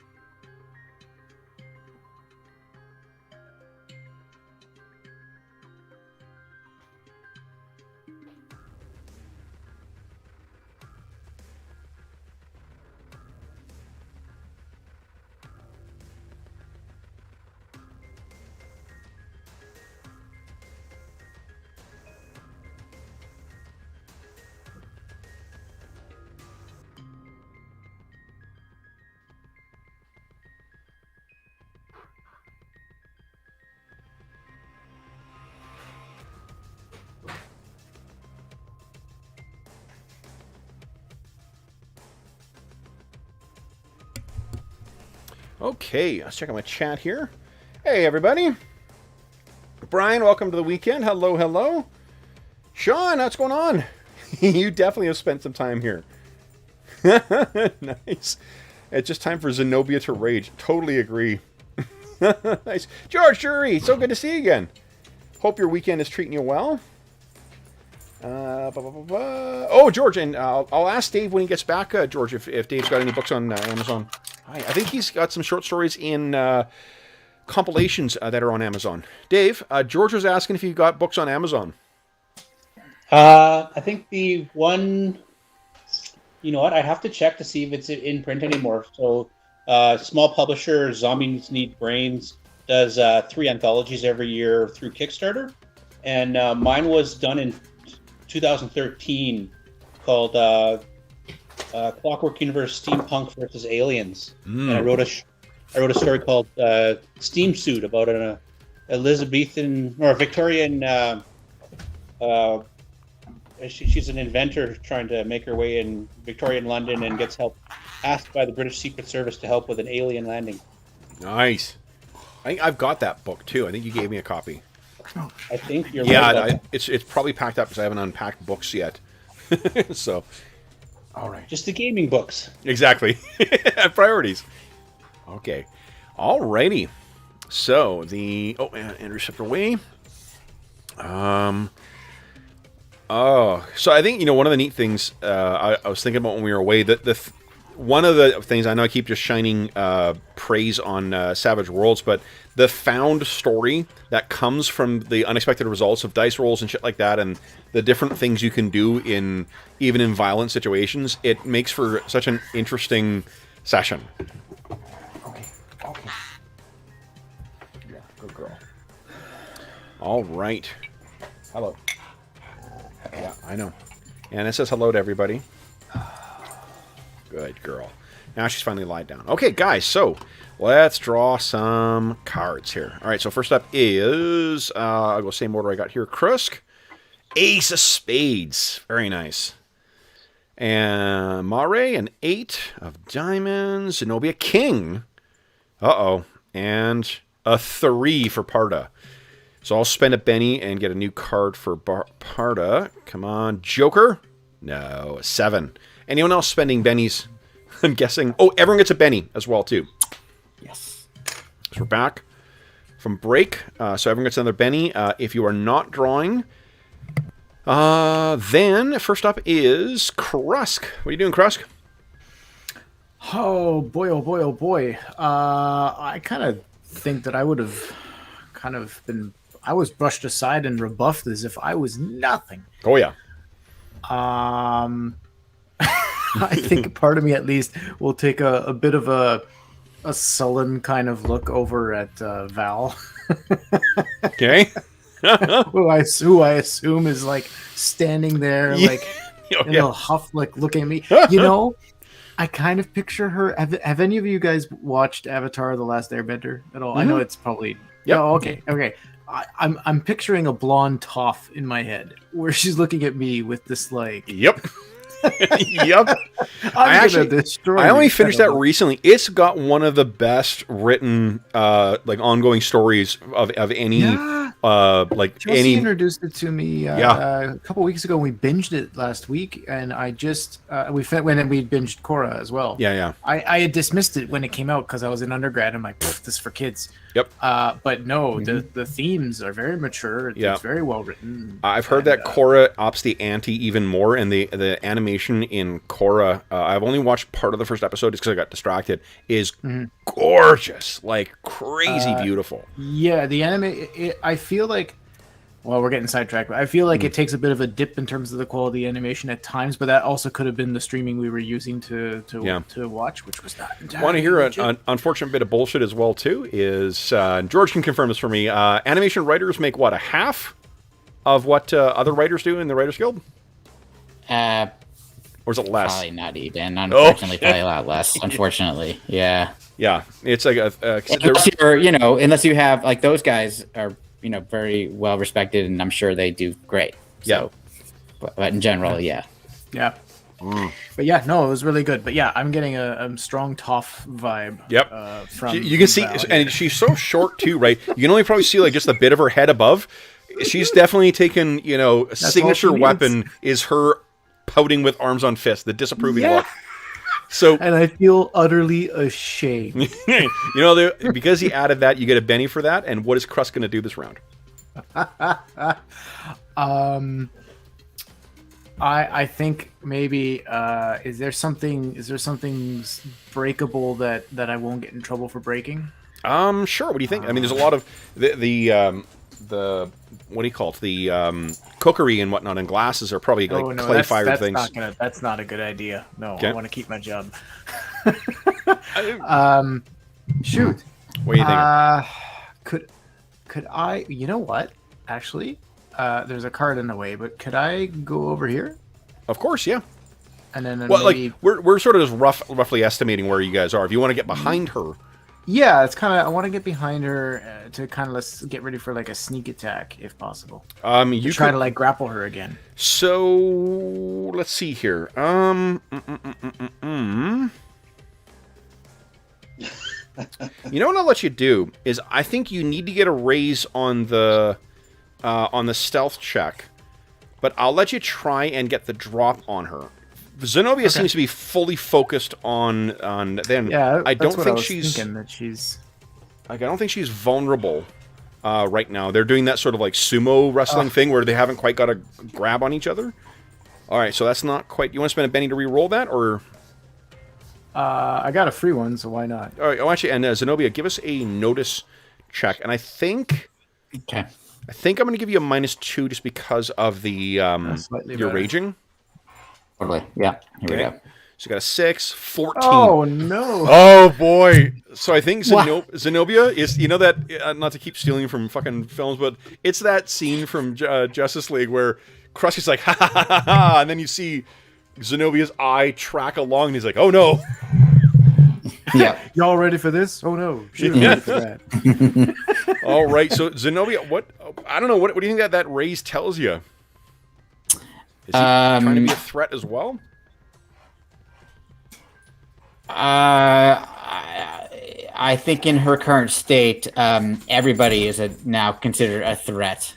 Anybody who's not actively helping me right now is a threat. Okay, so Crust, you get yourself... I would like to... Oh, so go ahead. Yep. I forgot. On my turn, I'm going to do something. You're up, Zenobia. What are you doing? I'm going to throw Parda into Krusk. Yes! Okay.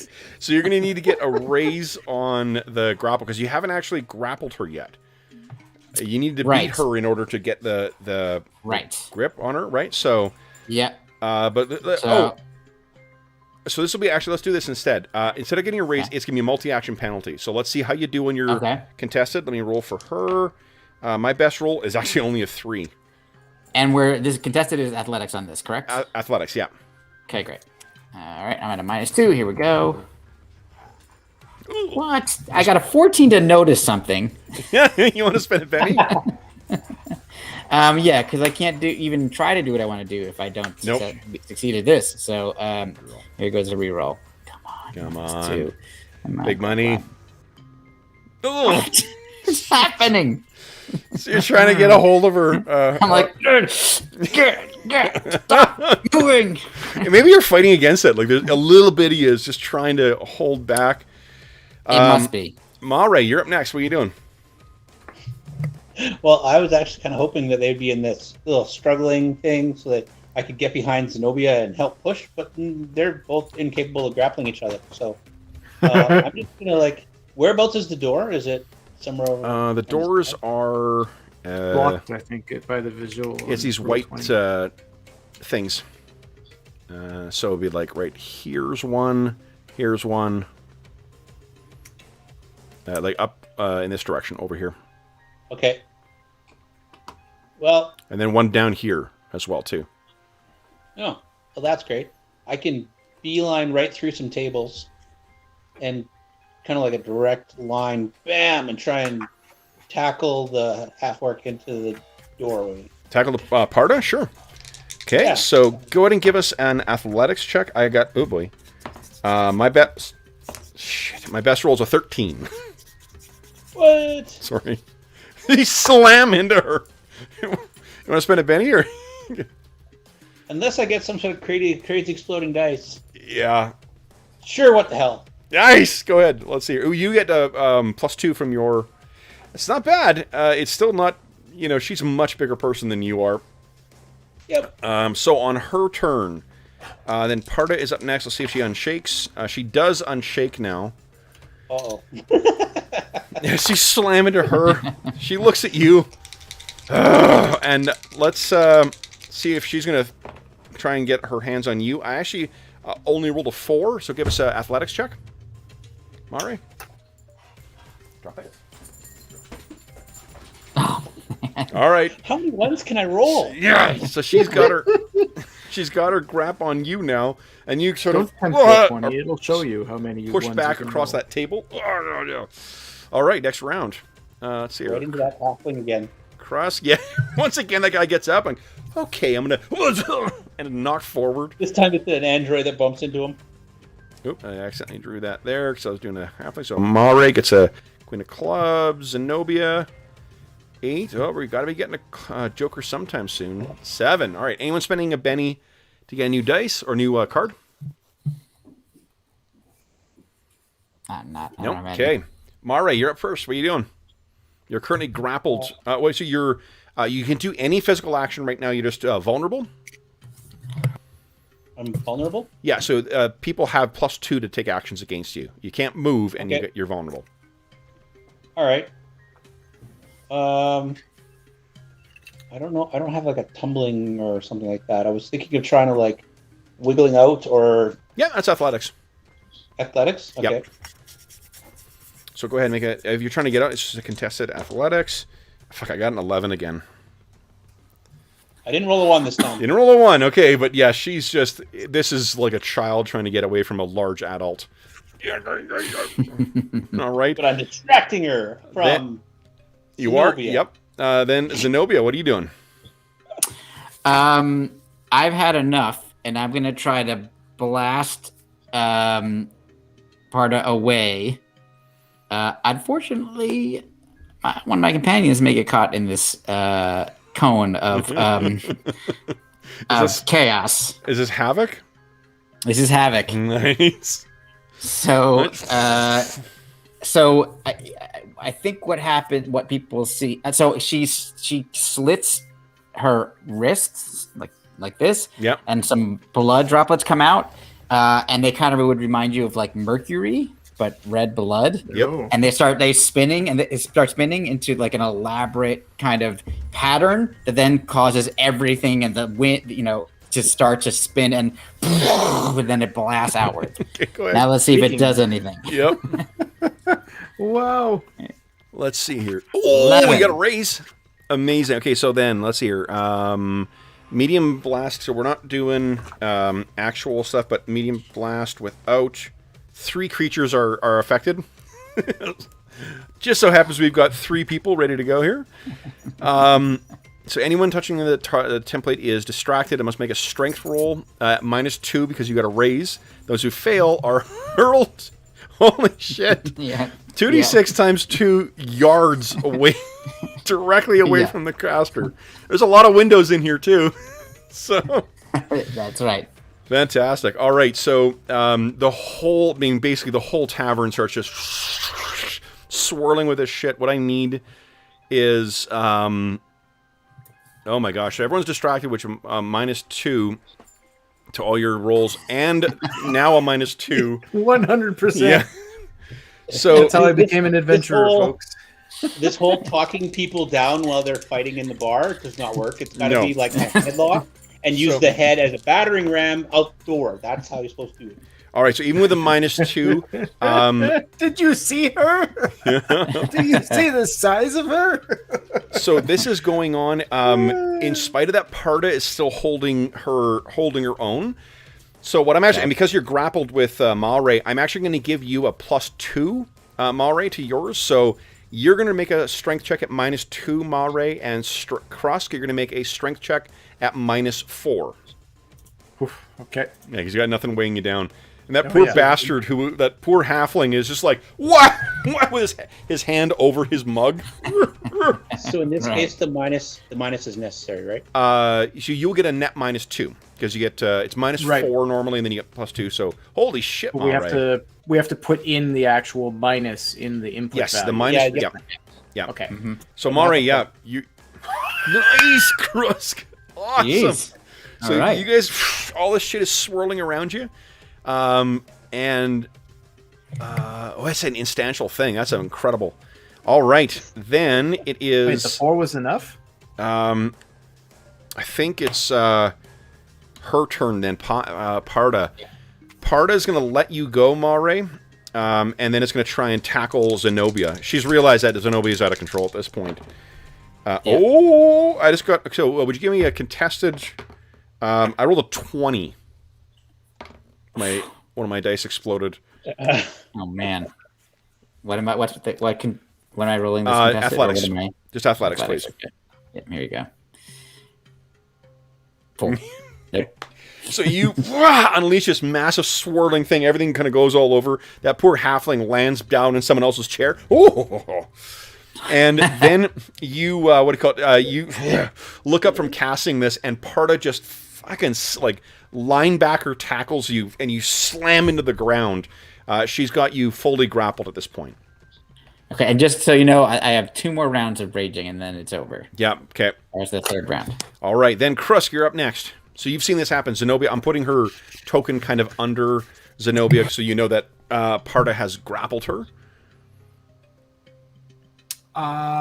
Okay, so I've managed to that roll. Like I'm still on my feet, and I'm still. Yep. Tells you weren't thrown out. All that shit. It may be that this is not the first time this has happened to you. So you're like, fuck, and you kind of duck down and grab the floor as everything kind of flares up elsewhere. I think are the stools at the bar, are they like secured to the floor, or are they loose? They're probably loose, so there's probably an easy one if you want to grab one. No. I think I might I might try to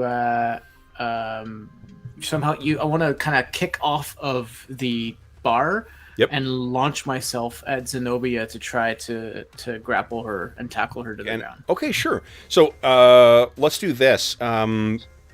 Make an athletics check, and it'll be contested by Zenobia. We'll do this as a test. If you're successful, she will be distracted. So when she tries to get herself free, she'll also get a -2. Okay. So we're all jumping on Zenobia then? Basically, it sounds like. So Zenobia got a... Krusk, you got it. Yep. So Zenobia is distracted right now, as well as being vulnerable. Oh, sorry, actually, technically, you would have got a +2 to that as well, Krusk, because she's vulnerable. That's the end of that round. Let's see here. Then we're up to for Krusk. Joker. All you guys get a Benny. Ah, yes. Krusk, you get +2 to all of your actions this round. An ace for Amare. For Zenobia, a 5. And for Parda, a 2. All right. So Krusk, you get, because you got a Joker, you get to act whenever you want. You can act before the ace or whenever. I'm gonna move after Mare. After Mare, okay. So then Mare, you're up first. What are you doing? So everybody's piling on Zenobia? Yep. I don't know if that's a good idea. It's not enough. She can still kick in the guard. That's magic. I'm actually thinking things going to get way worse. I've heard that she can really lose it, so I'm just going to go and hide behind the bar. Okay, so you go racing behind the bar. You duck down. You look over, and Val is looking over at you like, "Is it over?" And no. Krusk, do you want to go next, or do you want Zenobia to go next? Oh no, I'll go. I'm gonna. So I still actually have a hold on her now? Yep. So now I'm gonna try to pull her back, use my weight to pull her down onto the floor with me. She's on the ground. Parda fucking fireman tackled her. Oh, right. Okay, sorry. So I'm kind of just in the scrum. Yeah. Can I try to take an arm of Zenobia's and like put it into a lock behind her? Yes, yeah. So she's going to be distracted already for this round. Let's see, what will we roll that as? This will be supporting. So now you're just going to make a roll, not contested. Make an athletics check. It'll give a bonus to Parda to maintain the grapple. Okay, and because of the Joker, I have +2. You said, right? Yeah, +2 to your roll. And does he get +2 because I'm vulnerable as well, or no? Because this is just a support roll isn't directed against someone. Got it. Yeah, support's just a 4. And you got a raise too, so it's +2. Nice. So instead of a +1, Parda, one of Zenobia's arms is out now and trying to get free. Zenobia, what are you doing? Can I also like just say like tell Zenobia to like just calm down? Yep, definitely. Okay. in a very not calm voice. Zenobia looks up at Krusk and like says, "You calm down," and like spit is coming out of her mouth, and like so she's prone and she's grappled, doubly grappled. Her raging is actually full on Karen. I'm calm. I don't know what you're talking about. Exactly. So do I have to try to break 2 holds as 2 separate actions? Is that how it would work? No, because Krusk is so like mechanically. What Krusk has done is supported Parda, so Parda's going to get a +2 to her roll. Okay, so it's just I'm gonna. That's what she's gonna try. That's what I'm gonna try to do. So because you are vulnerable, you're also because you're distracted, you get -2. -2. Yeah. And Parda gets +2 because you're vulnerable. I got a 12. Oh, still pretty good. Jeez, yeah, come sorry. on. No. Okay. So yeah. I mean that's. So I'm basically just struggling, like flailing around, like knocking over anything that's anywhere near me. Yep. And I just start going, "I'm gonna kill you! I'm gonna kill you!" Yep. So Parda is just holding on. That's round 4 of my raid. So, so only one more round. Let's see. I'll be exhausted. So because we dealt a Joker last turn, I need to shuffle the deck. And here we go. Recall all cards, shuffle the deck, and here we go. Fresh deck. Krusk. A 2. Oh, shit. Mare. Ace of diamonds. Not bad. Mm-hmm. Zenobia. Ace of spades. Zenobia might be first up here. Unless anyone spends a Benny. Zenobia's going to be first up. Nope. All right, Zenobia, you're up. What are you doing? Okay. Since I have no chance of doing it anyway, I'm going to try to do 2 things. So I'm going to take the penalty. So one of them will be contingent then, because you can't. The only thing you can do when you're bound is try to get out. Yeah, and that's the objective. Is like I want to try to get out and do something with my last round of rage. You got it. Yeah. So first, obviously, I'm going to try to break free. Okay. I'm at a -4 then. Yep. I got a 7. Okay. So. No, you're not distracted any longer. No. Okay. Yeah. Cool. Okay. -2. So just a minus. Hold on. I don't think any minuses. I thought it was. -2 from multi-action. Yes, you're right. I mean, from multi-action. Yeah. Exactly. Yep. So in spite, I'll kill you. And then, like, I don't know, George, why don't you narrate it? How does she get herself free of both of these guys? Let's see. I'm on my. It seems like I'm on my back. Yep. I mean, I'm late. No, actually, I guess I have to be in my front because Krusk was holding my arm, pinning my arm behind my back. Yep. So I'm supine. So I will. I think I look up into Krusk's face after Krusk just spoke to me, and I just rip my one hand free, my offhand free, and punch him in the face just enough to knock, like distract him so he like lets go of me. Mm-hmm. And now that I have that arm free, he's let me go. Yep. Then I kick, I brace myself and I kick into Parda to knock her just enough away. Okay. And I kip up onto my feet. And then I come at her, and I'm going to. What's the most fun? Sorry, go ahead. So standing only costs 2 inches of your movement, or 2 inches of your movement. So you would still. And I'm not intending to even move anywhere. I just want to. I'm going to just do push for fun because it's a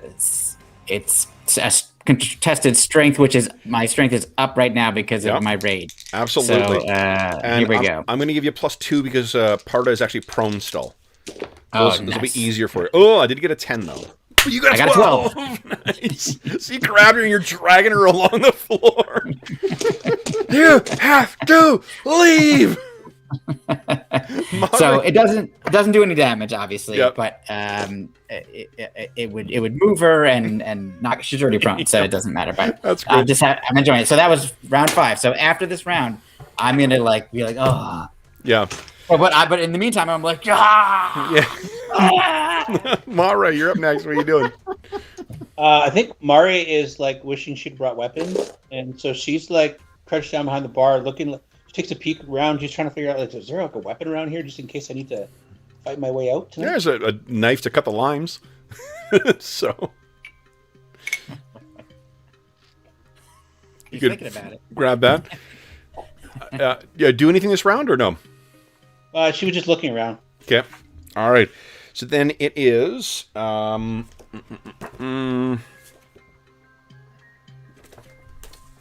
see. I think. Let's see.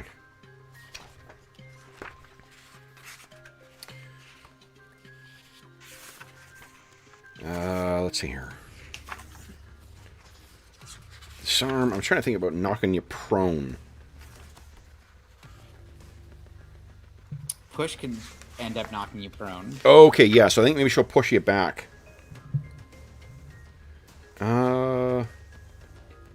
Yeah, let's do that. Yeah. Right. Defenders knock back 1 inch, 2 with a raise. Push victims make athletics checks, -2 if pushed with a raise, or be knocked prone. Okay, so Parda scrambles to her feet as you're sort of dragging her along, and she turns and is going to try and push you. Give us a contested strength. I got an 8. Okay. Sorry, I was on the combat options page, so. Yeah, no problem. Okay, here we go. Here we go. Oh. Nope. All right, so I got success, but no raise against you. Wait, no, I did get a raise against you. So. I don't think I can let that happen. Yep, go ahead. I think I need to spend my Benny. Definitely. So here we go. Come on. Well, strength of 12. So Zenobia, she turns and shoves you. You sort of fall back, and it's that chair that halfling's landed in. He's like, about to drink his drink, and then you fall across. It's like, come on. Like I just like tumble through frame. Yeah, like he's just sitting there, and then my cabbages. And after all of this, yeah, exactly. Then it is Krusk's turn. What are you doing, Krusk? I don't think I would know her well enough to know that the rage is ending. So I would be dependent on any visible signs that something is taking effect or something is changing with her, which I probably wouldn't notice. And I'm perfectly fine if that's the case. So, I mean, Jordan, your call, like, I could see that there would be, in the same way that androids have, like, that stitching or, like, circuitry that shows up. When you rage, it could be, like, your nanites and shit kind of flare to the surface. Yeah, I think that there's underneath my skin there's some you can see my veins popping out, but within the veins there are these like red flecks of light almost that are like streaming through, and there's exactly, and you can see that they're slowing down. The speed of them is slowing down. Mm-hmm. Oh, okay. She's also dripping wet with Halfling's favorite drink. Right. Yeah, true. All right, at this point, I think I might just go over and kneel on her. Okay. Not in any place that would endanger her or cause harm, but just you're just, and I just look at her and go, "Stay put." Okay. So what? Let's see here. Do you want to make that a test? If that's an option? Yeah, sure. yeah. So it would be, I mean, you could... it could just be a narrative thing. I mean, like, it sounds like Zenobia's not going to keep fighting once she's not raged anymore. Yeah, I feel like Andrew, not Krusk, is thinking this is more of a like, you know, we're gonna kind of end this, and this is Zenobia's way out. Then that sounds good. So this is how our scene ends. You know, like Zenobia kind of looks up, and you see Krusk looking down at you. And I just say, she started it. And she ended it. So yeah, Parda walks over to, past the we see her like towering over this little halfling who's now drinkless, and she puts her hand out to you, Zenobia. So I sort of, I'm I'm not hurt per se. I'm fatigued. Yeah. But I've been through this before with her. So I know where she's coming from. So even though I'm not happy about what just went down, I also understand, and in some ways that she'll never admit to anybody out loud, she respects her. Yep. So when the hand is extended, she looks at the hand, she looks up to Parda's face for a moment, and just a little bit of silent communication, and then extends her hand and takes it. Yep. Pulls the out. Parda, claps you in the back, and she's like, "First drink's on me." And the halfling turns and is about to be like, "What about my?" And then Val just slips one in front of him. Oh, he takes it, and she looks over at you, Krusk, and says, "Coming out of your salary." So with the rest of the evening, I guess, Zenobia, does that actually improve your mood from having gone through that? Actually, it does. Yeah. Because anything that takes her mind off of the things that really get her down is helpful. Yeah. So it kind of breaks her out of that for the rest of the night. Okay. And I'm going to just... my internet's suddenly went wonky for whatever reason after the break. I'm just going to restart, but I'll be back in less than a minute. Yeah, sounds good. All right. So what about Krusk and Mare? Anything that you guys do for the rest of your evening? Anything else exciting happen tonight? Go ahead. Mare will go around and fix chairs and get the tables back to where they were before, and make sure that everybody is sitting and happy and comfortable. So this is, the funny thing is, Mare is this is sort of standard fare for the, for the Foundry Tavern.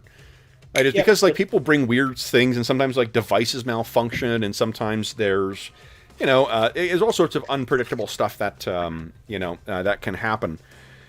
This gives her an opportunity to say hi to people, and every once in a while, if she sees somebody she doesn't really know that well, she'll ask them what they do in life and find out if that's helping them achieve their destiny, and if they know what their destiny is, and go through the normal questions. Yeah. Let's do this. Why don't you give me a persuasion check, please? We're going to treat this as a networking thing and see if you pick up any interesting tidbits as you're chatting. Unskilled? You're not trained in? Oh, right, because you're an android. Yep, unskilled. No. So go ahead. No, I'm just doing this for fun. Yeah. Oh, yeah. Let's see here. Well, again, the nice thing with Savage Worlds is that because of the exploding dice, you never know, right? You never know. She's not very good at this part of the game, but Yeah. Interacting with people is not good. Yeah. All right. So, let's see if George needs to. But you know what? I got 3 bennies. Sure. Well, in fact, I was about to give you guys all bennies for the end of the encounter as well too, so you can all get another benny. Oh, look at that! Amazing. So here's what you pick up, Mare. Is it sounds like there's a town nearby called White Stallion, so named after sort of a trading post that is near there, and the folks that are in the town they say that there's something strange about it. That that things are dangerous, all around the Numeria, even at the best of times, because of the strange mutations and strange robots and whatnot. But you guys, what you hear is that there's been things. I think George got back in without incident. Yep, great. Everyone got a quick peek of Anna Banana, I think. So yeah, you hear this place. It's to the west, but it is what do you call it? On the way to sort of like Yadenve and to the other communities, to Urian's. Was it Fort Urian? George, can you hear us again? I hear you, but everybody's frozen for me. I'm gonna reconnect. Oh, here, let me hit reconnect as well too. Maybe I'll. Yeah, everyone's back. Yeah, for me too. Okay, great. Great. Okay. So you got a Benny back from that great encounter. Oh, excellent. And because the rest of the evening is going to pass with you at least resting, you're going to get your power points back as well. So you get 5 power points back for every hour rested. Mari, is there anything you're doing with the rest of your evening? Apart from drinking with Parda. Oh, George? Oh, you said Mare, right? I thought you said Mare. Yeah. Oh, sorry, I did say Mari. Yeah, I forgot. I was looking at her token. Apparently I have a one-track mind. Zenobia, what do you wish to... anything of interest happen over the evening? I think I drink... I have a bunch of drinks, and I'm trading rounds with Parda, I think, for the rest of the night. Okay. And I think we have a, this... What for most other people would not be considered anything, but for Zenobia, it's like the slightest bit of bonding with Parda. Let's do this. Why don't you give me a vigor check, please? Okay. Here we go. Vigor. Submit. Okay. Oh, no. Fumble. Wow. Am I drunk? Did I drink too much? Well, what happens? What I was checking to see is I was basically going to let you get a as if you were training. So just to see if you were going to give you a free reroll for vigor of it was a good night drinking. Nope. This is not a good hangover. You're going to be fatigued until you rest for 24 hours because you are so hungover. Krusk, is there anything you wish to do with the rest of your evening? Well, I can't afford another pint of beer now because I just bought the halfling one. Yep. I'll go recover I'll go make sure my bag of junk is still there. Yep. Yeah, still there, definitely. Okay. I'll. I think Krusk is feeling kind of abashed and ashamed, and he's catching. Every time he's intensely avoiding Val's gaze.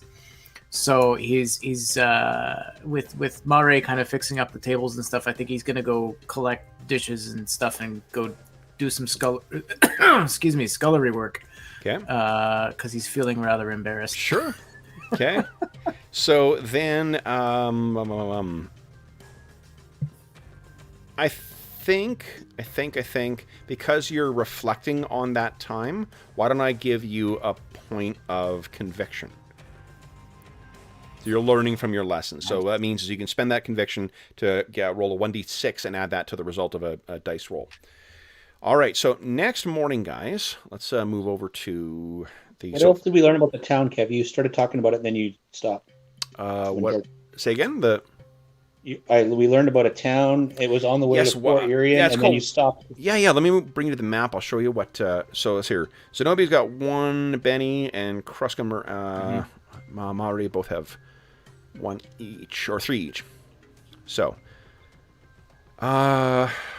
White Stallion is about a day's travel, and let me go to. Must really be hungover because it's only 5 feet. And it's gonna take me a day. Yeah, exactly. It's easy, guys. Come on.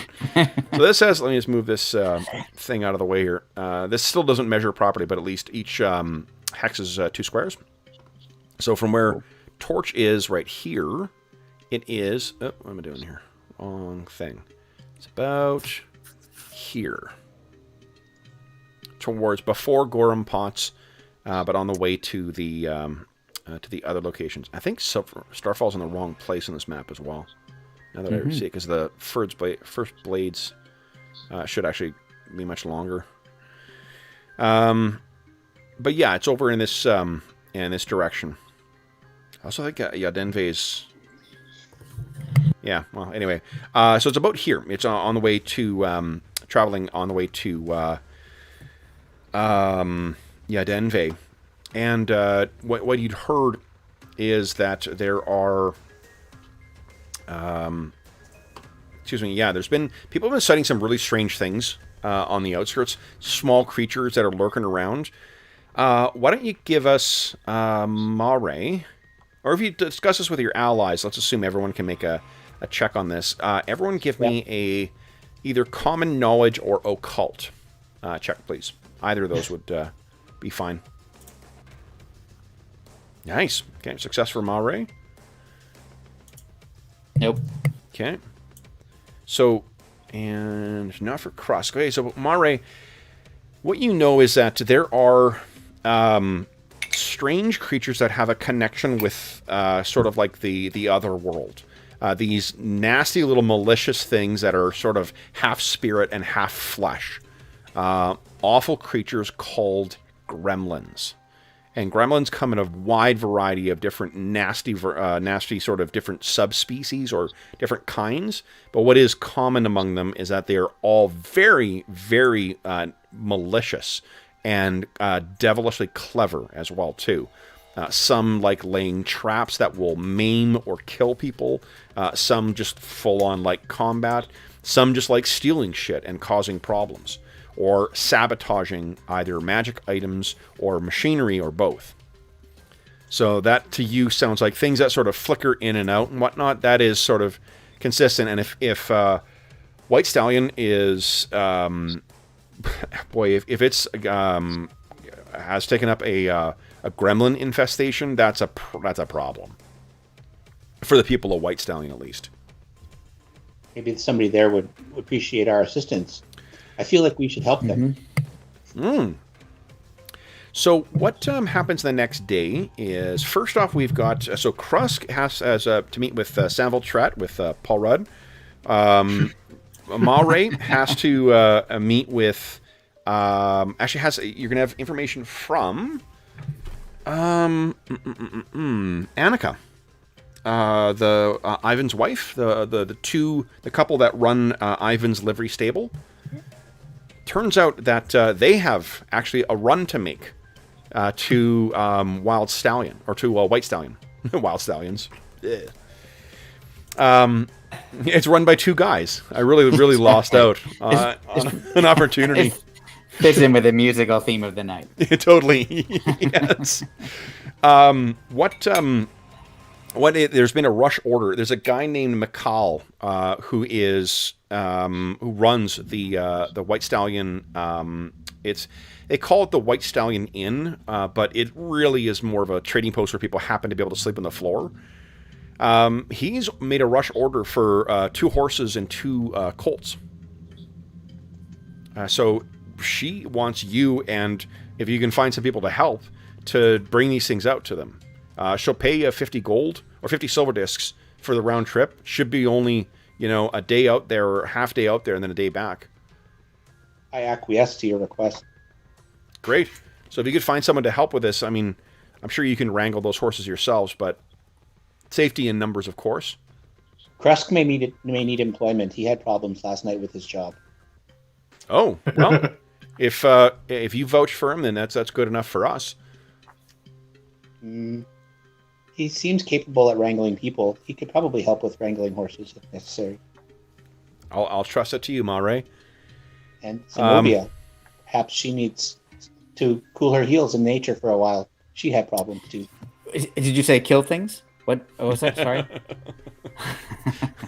I'm in. I will go ask them. Okay. So Crust, we'll go to Zenobia last because she's gonna be the last awake today. Crust. Yeah. For At sure. like mid-afternoon. Yeah. It's that hangover that you know before you open your eyes at like, oh shit, this is gonna be terrible. Like the world has not stopped spinning. Yeah. And you're not even. Yeah. Oh my god. Yep. It's been almost 10 years since I've had a drink. and he still could easily bring to mind that, like, oh fuck, where the whole world is. Totally. Yeah, I can cast that spell on myself without even using magic.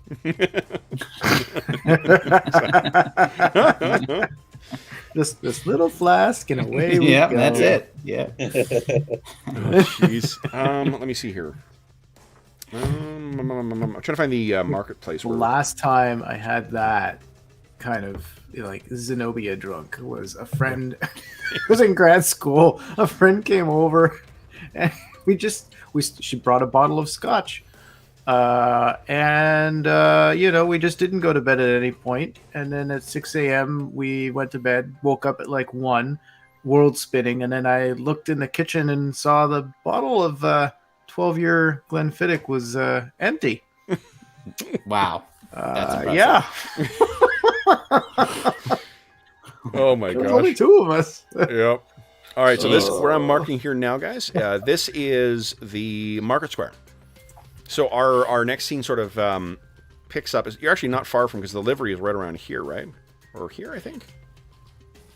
But anyway, up the street a little bit, we see Krusk kind of walking up, and there's a bunch of people with market stalls set up in here, and one of them is Sandville Tret, who seems to be sort of tinkering with something, and sitting down in his chair. He sees out of the corner of his eye you walking up to him, Krusk, and with that great common knowledge roll from before, I think you've probably dealt with him before. So he hops up, and he's got. You mean that one I just rolled? No, from your previous one where you got the raise. This roll was to figure out. Yeah, this one was to figure out what you knew, if anything, about gremlins. Right. Okay. Yeah. Right. So you're walking up, and he looks over, and he gets this big, grin on his on his face, and he says, "I heard exciting times at the Foundry last night." That's a regular Tuesday night. Do you say, "This is why I drink at Silver Disc Hall"? Well, if you can't take it, I don't blame you. Mm-hmm. So he can see his eyes sort of are snapping down. His eyes keep, like, he's making eye contact with you, but you can see they're going down to the bag you're carrying. Almost like he's pretty eager to already look at this. Whatever you got. He knows what you're here for. He knows what I'm here for. Hops up, and he's like, all right. And I'm guessing you're not here to... yes. All right, and he carefully takes it from you, and he holds it the way that someone might, like, you would expect in our world someone to be wearing white gloves and, like, retrieving something from. He's got almost like a surgeon's grace with his touch. He takes and carefully puts it down on the table, peels the bag away from it, and slowly takes the 2 things out. And he says, should I ask where these were found? And probably best you don't. Why don't you give us a smarts check?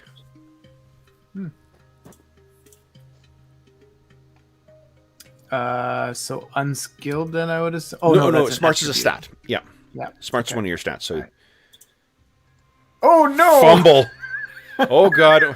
Krusk has a brain aneurysm. Blood spurts out of his nose, and he drops down dead. No. Maybe when Zenobia got him once in one of those good lucky shots when she punched him. There's actually like part of a stool sticking out of his head still. So what you're rolling for is whether you would know to keep stuff from this guy. He's very likable. He's very charming, but he definitely wheedles for information. Krusk, unfortunately, seems to the charm has won him over, and he's not watching what he's saying. Fortunately, there's not much that you can spoil here, but Krusk did not get any insight into this feller. So he looks at these things, and he says, well, give me a little bit of time. And he reaches underneath the stall, and he brings out this, like, sky metal kind of case, opens it up, and he's like, just give me a little bit of time, and I'll let you know what you got, and I'll let you know what I'll pay. I'm assuming that you're wanting to part with these. Chomp, chomp, chomp. Right. That was really dumb timing on my part. Well, we'll see what we have, and then we'll decide if I'm willing to part with them. You're learning. Come back in a couple of hours. I'll let you know what we got. So he sits down. He seems, with great flourish, sort of cracks his knuckles and then starts grabbing things. He puts a little, jeweler's lens up to his eye and starts studying these two things. Let's cut to where Zenobia. So there is, up here in town, there are boarding houses. And it's sort of unless you're living in one of the taverns or otherwise, do you think that your relationship with Connor is close enough that you live in his home? Val does. Yeah, I think at this point, because it's been years at this. Yeah. Okay. Yeah, I think she resisted it for a long time, but now at this point she's. Okay, so your eye slowly opens up, and what you see standing above you is your sort of half sister, or as it were. Once again, striking the perfect, pose. Yeah. And she's water. Oh, is there nothing left in your stomach? How strange. Because Krusk had to clean up everything that was in there last night from the Foundry.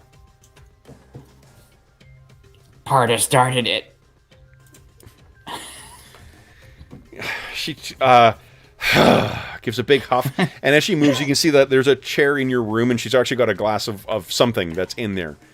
She grabs it and points to you. She says, Connor said to drink the whole thing. And oh, shit. Yeah, so, and I had to push myself up. Yeah. Onto, a sitting position. Sitting was a mistake. Yeah. And I just kind of hold my hand out, as I'm got my head down, and I'm going to try to start drinking it with my head down and push my head up. So I think past experience with this tells you that getting this thing down as fast as you can is likely the best option. Okay, that's good to know. So I will make every effort I can to quickly down this brew of whatever it is that he's made me. Yep. And keep it down. Yep. Yep. It's gonna stay down. Okay, that's good. Give us a vigor check. Here we go. You should still have one level of fatigue in here. I do. Yep. Although, we'll go back. Although, no. After an hour, yeah. Oh. So you're able to get up. You stumble a little bit, and she looks up at you and she says, "You smell like a bar rag." I feel like a bar rag. She shakes Somebody her head. wiped the floor with me. Connor says you're cleaning up, and she walks out of your room. And I just, as she leaves, I just say, mostly to myself, "That's fair." Okay, so I think maybe the scene will cut then to you, Zenobia, in the Foundry Tavern, and every time you bend down and have to pick up a stool and set it up, you're like, oh, and you walk to the next one, bend down, pick it up, and oh boy, you hear the door open, and all you can think of is if I have to speak to someone, I'm gonna kill them. But you look over and you see it's Mare. Mare, I don't need a lecture. That's all I said. Yeah. A lecture on maybe not fighting the half-orc again, because that started a whole problem.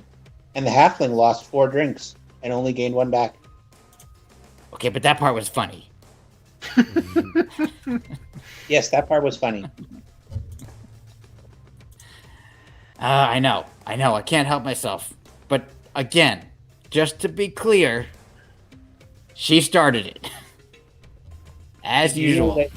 Did you know that you used magic in the tavern? I don't think I did. I think I had to resist your havoc again, and it's getting less fun every time I have to do it. Oh, suddenly, the memory is back. Mm-hmm. And we in the film version, as we'd cut back to you, hitting that ground and everything flying all over the place. Yeah. And whip hand back to me. And Fair point. Are we having a drink today? Oh God! I'm not. Don't even. Please don't mention it. That thing that Connor gave you. I think this is the point where you into your bucket that you've been using to clean up. At least I have that bucket. Yep. Oh. Well, I'm going to have a drink. If you change your mind. I'm gonna try to get out of there if I can. Okay. Just move away. I mean. Yeah. I'm going to sit down and order a drink. Okay. Oh wait. Yeah. Hi. I was actually coming here to see if you and Krusk wanted to help me. There's a rush order for a 2 horses and 2 colts to go to the White Stallion trading in White Stallion, and I could use some assistance. Anything that gets me out of here, I'm up for it. And it pays 50 silvers. No, what do they call them? Discs? Silver discs. Now that'll help me pay off Val for the damage. Excellent. All right. You know where Krusk is? Yeah. Krusk, where do you think you would be spending your downtime when you're not there? So other things that go on in town, there is a scrapyard to the north that's run by gnomes that has tons of, sometimes some strange stuff ends up there. I would avoid that like the plague. Yep. No gnomes for me. There is a church, there is a temple here to the clockwork goddess Bry. And one of your, actually one of Mare's fellow androids is an acolyte there. That's Sean's character. There's Silver Disc Call. Sean's been in chat too. Oh, Sean, you should have joined us tonight. Jeez. Yeah, I don't know why he's not. You know what I got to do is I got to make it clear that for like when we do pick up games, I got to make it clear to everyone that like if you're, you're welcome to join us if you're not part of the Night Below group.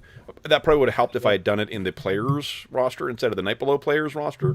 So, fucking critical fumble. I'm going to post that after the session. Okay, so Carl's got a character in that campaign as well, too. I mean, to be honest, almost everyone does. There's 14 players who are playing in the marathon, so Right. it'd be shorter to say who doesn't. Then what... So you said... what do you think, Krusk? After the scrapyard, you said that there was... And then there was the Acolyte Temple. And there's the temple of the clockwork goddess Bry. There's also the person who maintains the graveyard is a... there is a half-elf, kind of like ascetic, who is a worshiper of Pharasma, the goddess of death and destiny. That's actually Jeff's character. And then there's, there's other just sundry tasks. There's, people, the market square always has something different going on. You may not be able to help with the actual mechanics of it, but you could be assisting Connor with bringing stuff to work on the Crowfall Palace. Yeah, actually, I think maybe I'll be helping at the helping with that at the add to the. I keep saying Crowfall. It's Crowfeather Palace. Crowfeather Palace. I think yeah. Okay. I'll be helping schlep stuff. Sure. So as you sort of show up, he's hard at work on there, and he looks down, sees you, and says, is Zenobia cleaning up the foundry then? Figured she can work off the hangover. She can. That sounds fair to me. Would you pass me? And he gestures down at his toolbox. The thing that looks like a spoon with a knob on it. Do I know what he's talking Yeah, about? sort of what he. You don't know how it works or whatnot too, but you know what it sort of is. It seems that Connor's not going to hold it against you. The fact that he's just like, all right, let's get to work, suggests that it might be part of my motivation in coming to here. If I, didn't really do the stellar job last night at keeping things calm, but I can make up for it hopefully by doing some honest work here. Yeah. So yeah, you so the hours go by fairly quickly. Do you happen to mention that? Wait, here, give me a common knowledge check. Actually, let's see this. Okay. Please. fucking awesome. So here's what you do. You got to raise on that. So you know that Connor is not a fan of Sample Tret. So while both men seem to have sort of, they're not at like openly antagonistic, and Connor definitely tries to be, he's a likable and an important member of the community. He's not on the town council, but he is very critical to the existence of Torch. He has a, for a guy who effectively tries to be as non-offensive and as inconspicuous, you just, because you're a clever, clever half-orc, you picked up that he definitely has had a couple of subtly barbed things to say about Tret. So with that in mind, what I was getting you to roll for is whether you conceal that you're dealing with Tret from him, or do you bring that up? Oh, goodness. I think I think maybe it's best that he doesn't know that I've been asked to go do this thing, and I'm not working like with or for Tret. He's working for me. He's identifying something, right? So I can justify this in my head. Yeah. Okay. Who else am I going to take something like that to? Absolutely. So what? The time actually, it does seem to to satisfy the whatever concern you had over how Connor felt about you doing your job. He treats you like nothing's happened. Great role playing by everybody. Everyone gets a Benny. Then we'll cut to you finishing up Crust. We see you kind of going back. You're washing stuff off of your hands. There's still man, like every time you work with on the Crowfall Palace, there's shit that you get like grease and stuff that just doesn't seem to want to come off. And as you're walking over, you can see that the two things that you had provided Tret are sort of sitting on his to the side on like a little tray, a little metal tray, and he's maybe he's talking to like the person in the booth next to him, and he sees you coming, and it's like hold on, I'll be right back. Krusk. Well, and he goes over and brings the two items over and sets them down, and I'll describe them for you now. So I think before we went live is when we talked about sort of how we use this stuff. I can't remember if I did that on stream or not. If I did, forgive me for repeating this stuff, but for the purpose of identifying Numerian technology, what we do in this game is I'm not going to describe what it looks like until they're properly identified by the characters, to avoid this, the players inevitably knowing what the stuff is without, I think the thing is that you can always randomly try and just like push buttons and shit like that with Numerian tech and see what happens. The downside, of course, is that it may not. That may have some adverse effects, and I think that by not knowing what it looks like, it gives you a less chance of like, oh, I accidentally was holding a ray gun backwards, or it's a grenade, because you use the player would obviously know as I describe those things. So what you do see now, though, is one thing that seems to be like a imagine like something that's vaguely sort of egg shaped, that's about that big, so maybe about 8 inches or so, but it's perfectly flat on one side, and it's got odd angles to it, so it's got like flat angles, not like an actual egg. The other thing, honestly, it looks like if you took a hand crossbow and then took the bow part off and inserted a strange crystal on the end of it. And what he says, as he goes through, first he goes through a explanation that goes well over your head. He explains these things in great detail, and there's words you don't understand that you're not even sure are common or orc or anything like that. Once he finishes talking, and you know that he does this just to show that, like, hey, this is the reason you bring this stuff to me, because I know this stuff. You don't have any clue what I'm talking about. What he tells you in layman's terms is that this one, that half clamshell thing, if you activate it, it's only got a certain like length of time in it, as is often the case with Numerian tech. If you activate the thing, it will form a barrier for a limited time. It's old, so it's not going to last for a persisting amount, but this thing will provide some kind of... It's got to be something that was used for combat, and he sort of puts it on his belt, and then he activates it, and you see very briefly there's a field that goes over him. What this thing will do is for 5 rounds, it will give you +4 to your protection, +4 to your armor. Okay? Cool. He turns it off, puts it down.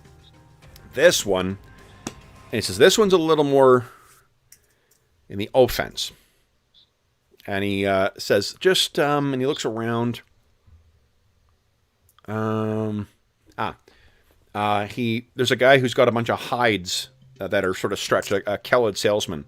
And he says, and he pulls the trigger, and there is a pulse of a flash at the end, and a beam that you see that seems to run uncannily straight to where the hides are, and then burns a hole right through them. And you can see the MacLeod tribesman says, "What?" You see his eye poke through the holes, like, what? And pushes the hides, like, what? And Sandville says, I'm paying for it. I'm paying for it. And because of just how they're sort of like, no, of course you will. So, boom, he puts them down. So that's what you brought me. Now, he puts his fingers on them, like as if he's about to like pull them towards him. Are you selling them? I don't think I want to be too aggressive with him.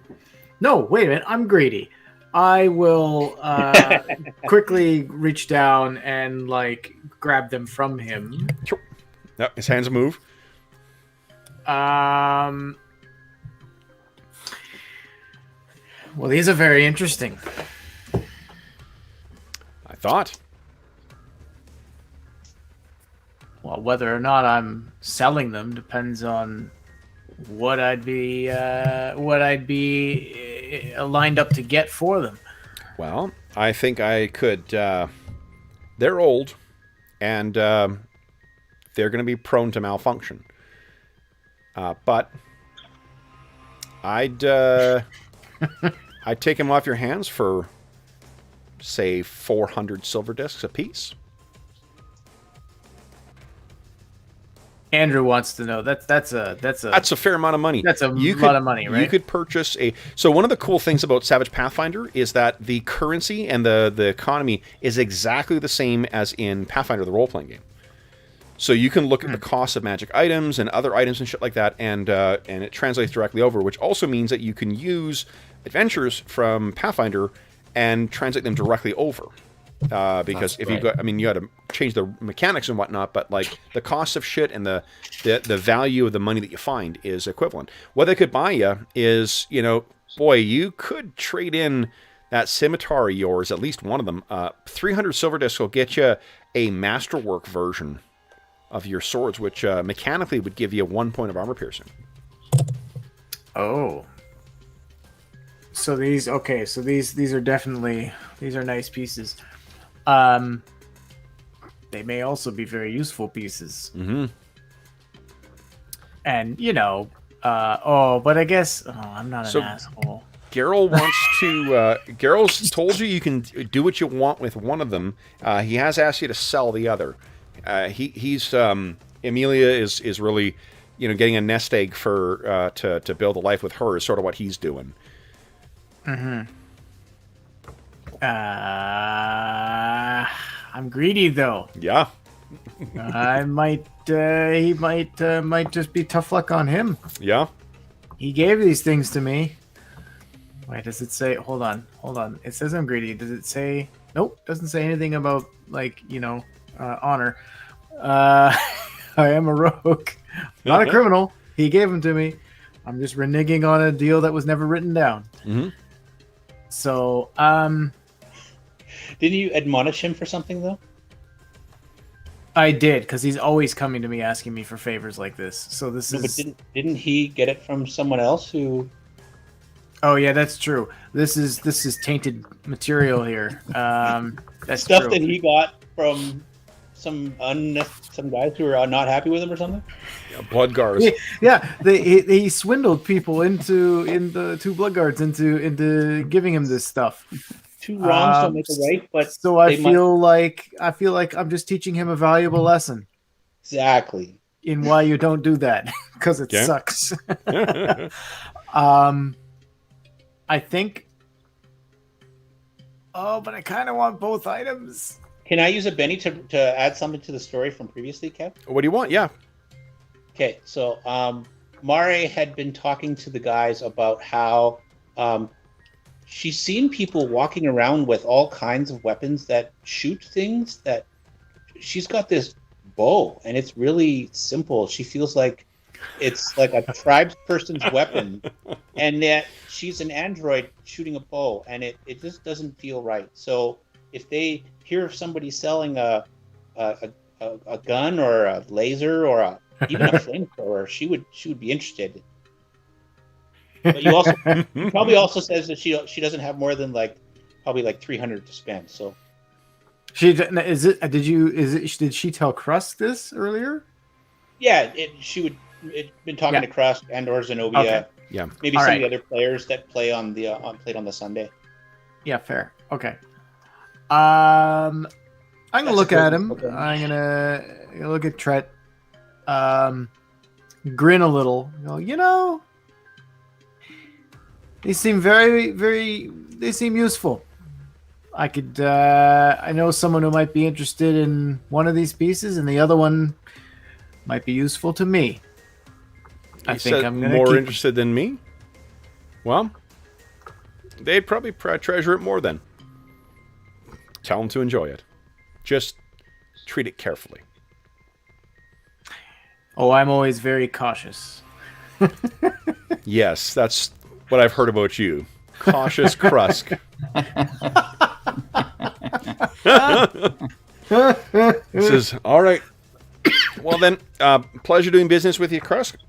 I'll I don't have any money. The halfling took the beer that I was gonna I still feel obliged to pay him something for the service of identifying these things, but I don't have anything to offer him. Tell you what, I'll call in a favor.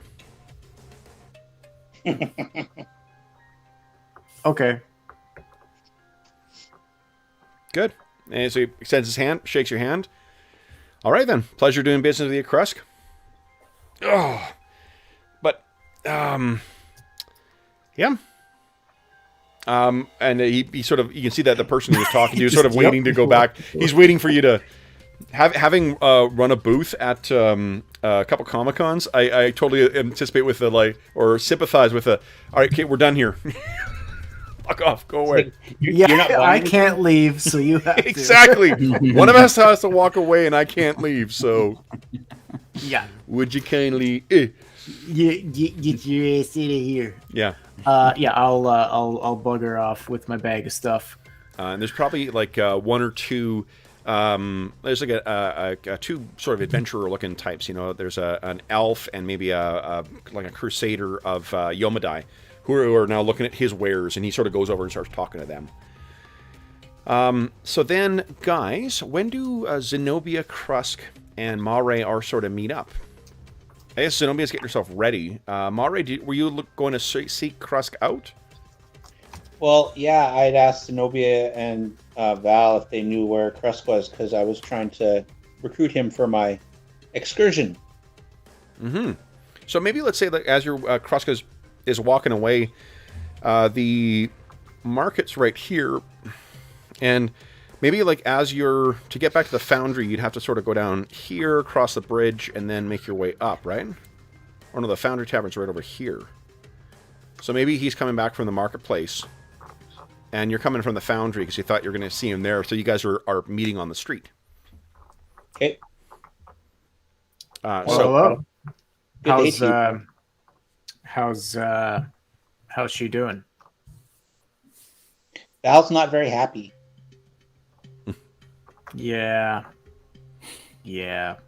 Connor seems okay, surprisingly. So I guess I'm all right. but then I still have to face Val, and that's How are almost you? worse. Ashamed, if I'm being honest. It's a fine day for a fine day. You always have such a way with words, Maury. Could you two just hold it down a little bit? My linguistic program needs an upgrade. But Well, you know, I don't have a linguistic doohickey on me to do that for you, but I do have something. And I go into I'll pull out the crossbow thing. Yeah. Let me actually remember you telling me that you were interested in something like this, and I think I might have something you might be interested in. I'll load an image between now and next session, but I can show you. It looks like I'm not sure what it looks like. It looks like a Cool. Looks like a ray gun. Looks like a ray gun. It looks like a pistol with a crystal. Is it a crystal pistol? So to add to Mare's sort of thing, one of the sort of tropes in Numeria as well too is the Numerian gunslinger. Oh. Like there are people who there's a faraway land called I think it's Alkenstars where they originated the sort of black powder weapons. So black powder weapons are a thing in Pathfinder as well, or at least in the Golarian setting. But in Numeria, that's been taken to a little bit of a higher level. I think you guys can kind of pick up why I love this setting so much, because it's got like Western shit, it's got horror stuff, it's got science fantasy, it's got everything I love. So Mari, you may have actually seen, sort of a, gunslinger type character with a Numerian pistol before. So this would definitely, you would understand fully what you're looking at. This is an old Numerian pistol. Does it work? Was working 10 minutes ago. Wow. I know you've got repair I think you got repair as an android. Do you have academics as well? I have repair. I do not have academics. Okay. So why don't you? I think because Krusk has had the operation of it explained to him, you're going to have no difficulty figuring out the basic functioning of this thing. Okay. So what this is, though, as a sort of to give you context to how much the favor is actually worth. When you find this stuff, it is rarely in functioning order, and the way that works mechanically is it gives you a pretty substantial penalty to actually using the stuff. That can range from -1 to -4, and those are different stages of repair. If you've got repair and academics, you can actually, during your downtime or when you've got, you spend a day just recovering, you can actually tinker with this shit and actually try and increase the level of it. Because Sample Tret is so skilled in this stuff, it's actually reduced it to a -1. So it's a little shoddy. It could, if you do a little more tender love and care on this thing, you could actually restore it up to having no penalties. But if you roll double ones, it automatically is, if you fumble when you're using it, then it automatically will go down by 1. Okay. Yeah. This looks really interesting. I haven't been able to find a pistol like this in any of the stores. Mostly they just have black powder guns. I don't think you'd find something like this in a store. Are you willing to sell this? Yeah. I have 300 discs I'll give you right now. Oh, wait. Before I do that, I was coming to look for you. We're offering you a job. Marie. I have a job. What's this got in its holsters? No, we're going. I've been hired to take the 2 horses and 2 colts to the White Stallion trading post, which is 1 day away, and I need some assistance, and it pays 50 coins. So there's that too. How much were you going to charge this? Would 300 work? I You're slow. You're a slow guy, Crust.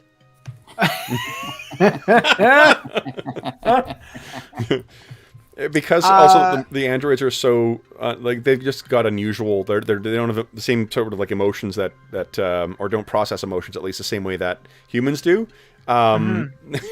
This is her really awkward way of trying to flatter you. Yeah, no kidding. But like, I really like how you iron your shirts. I really like your hair. Yes, just this one. That hair right there. It's my favorite. Yeah, that's specific. How well? So okay, we all kind of know each other. How well do I know Malray? As well as you want to. I'll leave it to you guys. I'll kind of grin a little. Malray, is that? No, I could be wrong, but I'm pretty sure that's most of what you have. Oh, it's almost all of what I have, but that's okay because I'm willing to give you. Okay. Oh, Malray, one day we're gonna have a conversation about wheeling and dealing. I'm going to make 50 coins in the next day when I go on this trip, and you could too.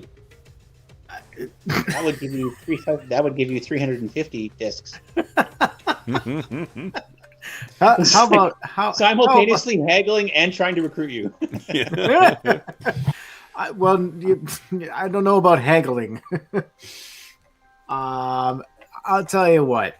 How about you keep this safe and you use this, and we'll worry about. Oh, what? I'm greedy. Yeah, I was gonna say this doesn't sound like a greedy character trying to. No. And she's offering you 100 less than the last guy. Yeah, I know. This is so. Andrew's having a hard time being the. Well, here's what you can do is that knowing one. So one of the things you can do as you're sort of traveling is keep an eye out for, salvage. Like one thing that Malray has told you is that she finds, because she ranges all over the place. She sometimes stumbles across scavengeable fields. There's fields of stuff that gets exposed because of weird weather or whatever else. I know it's not the same system, but I'm actually using Frostburn for weather generation. No, I'm kidding. Oh. God damn it. Nobody wants George, that. get out of here. Saturday morning not even anxiety. Kevin. I don't blame Kevin. I blame you. That's I understand. I get anxiety Saturday mornings when the weather comes on the roll. That's what we play for these games for, right? It's a totally inconsequential element of the game is the biggest source. Dragons? Nope.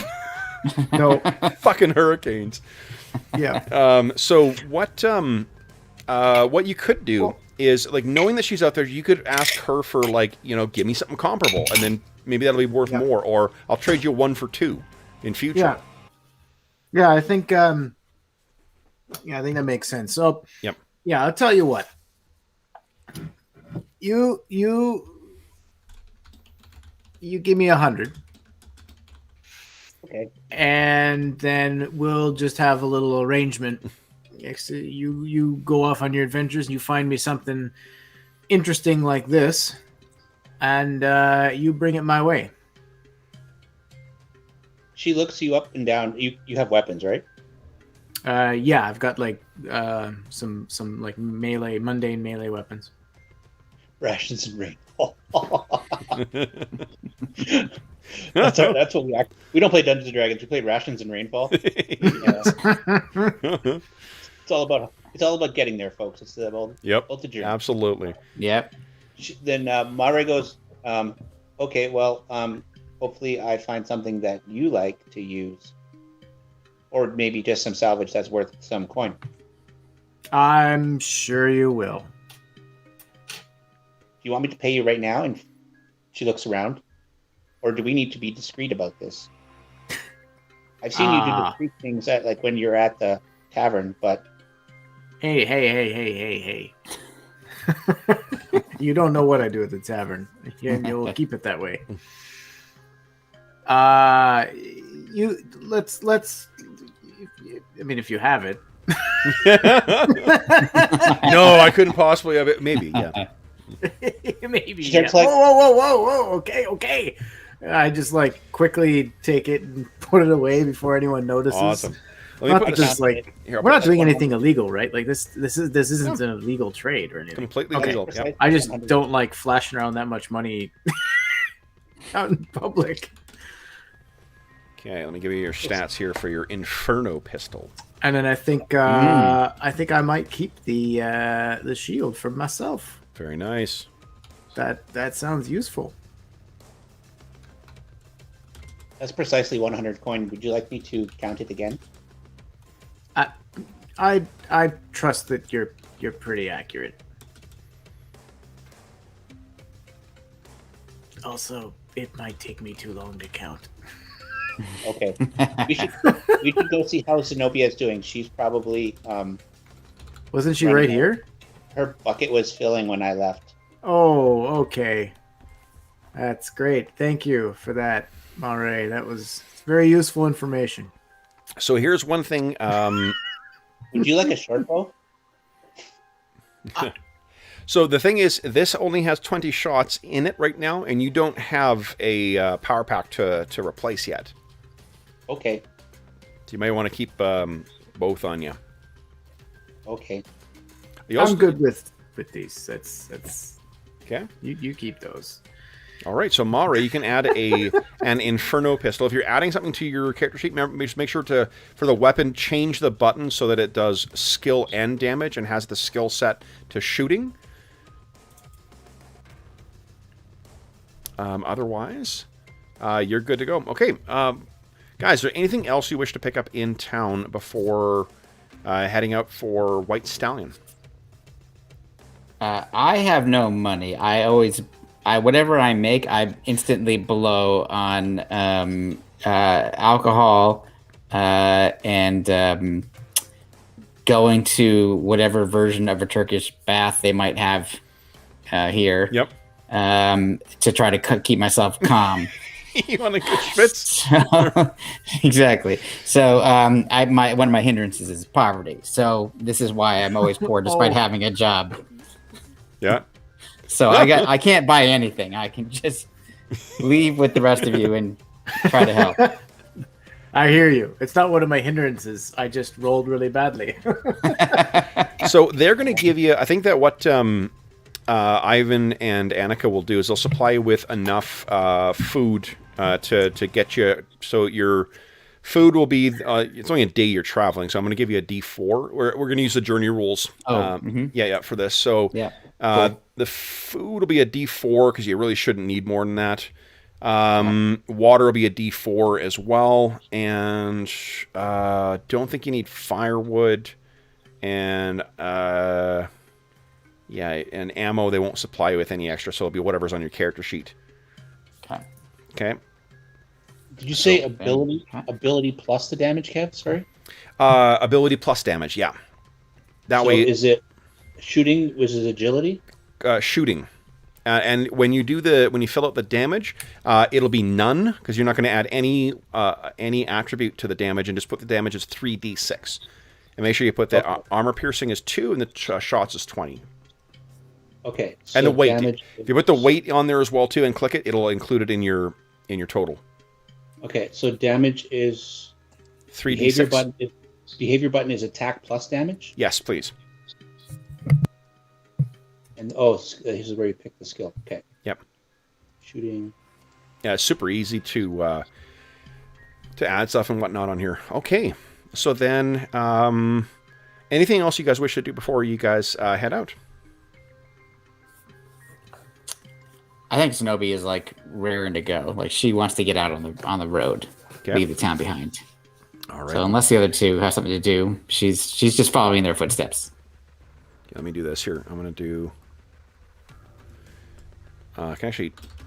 Oh boy, road. Come on, Madison. Jeez, to Numeria. There we go. I don't know if that rolled properly.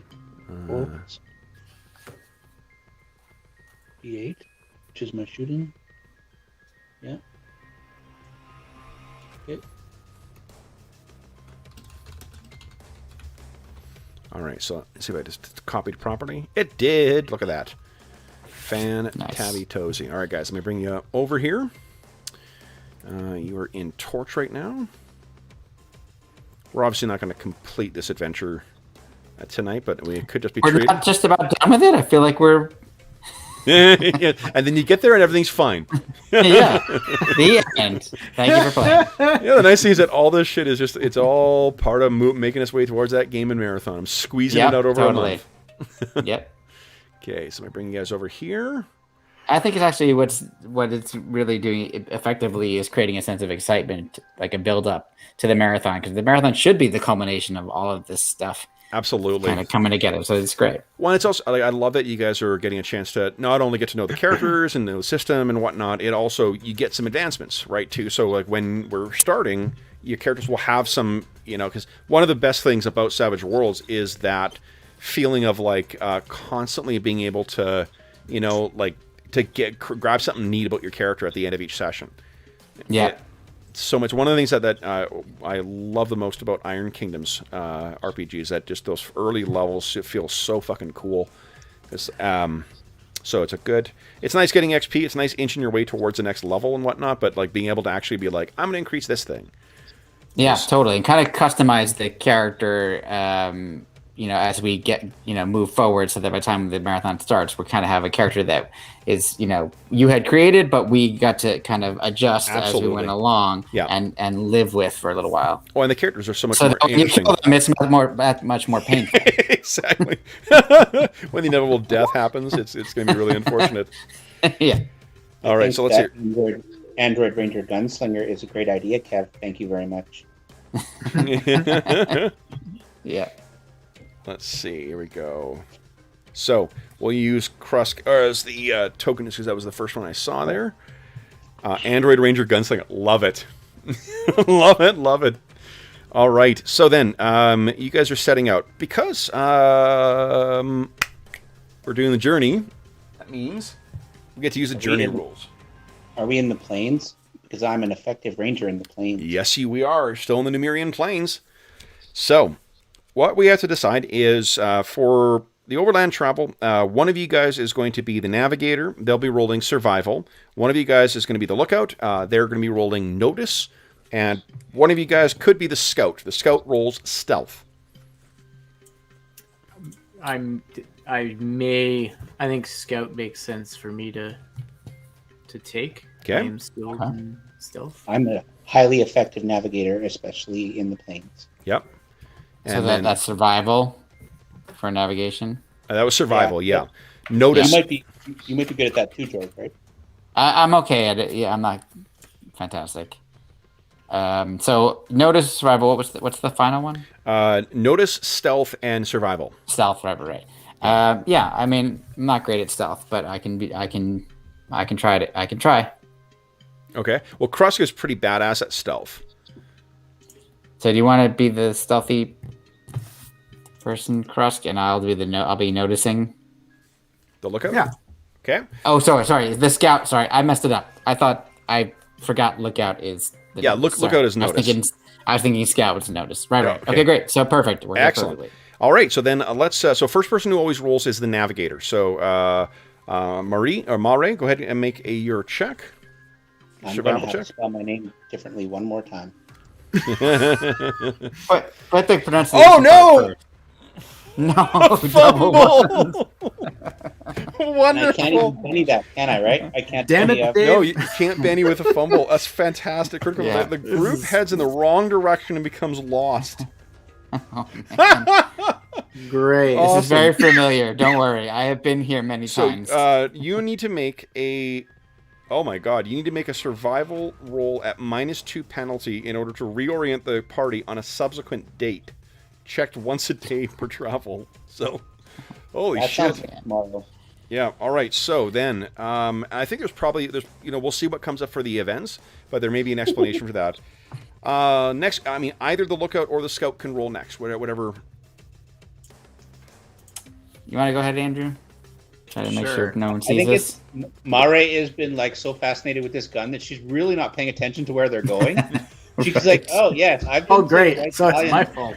Many times, and We just got to go over this hill. Holy Whoa! shit, Wow. Krusk. Well, on the bright side, God. nobody sees us. That's right. So with a raise, We're not even there. We just disappeared. so here's the awesome thing is that when I draw the card, so what happens next is I draw a card for the encounter for this first hex.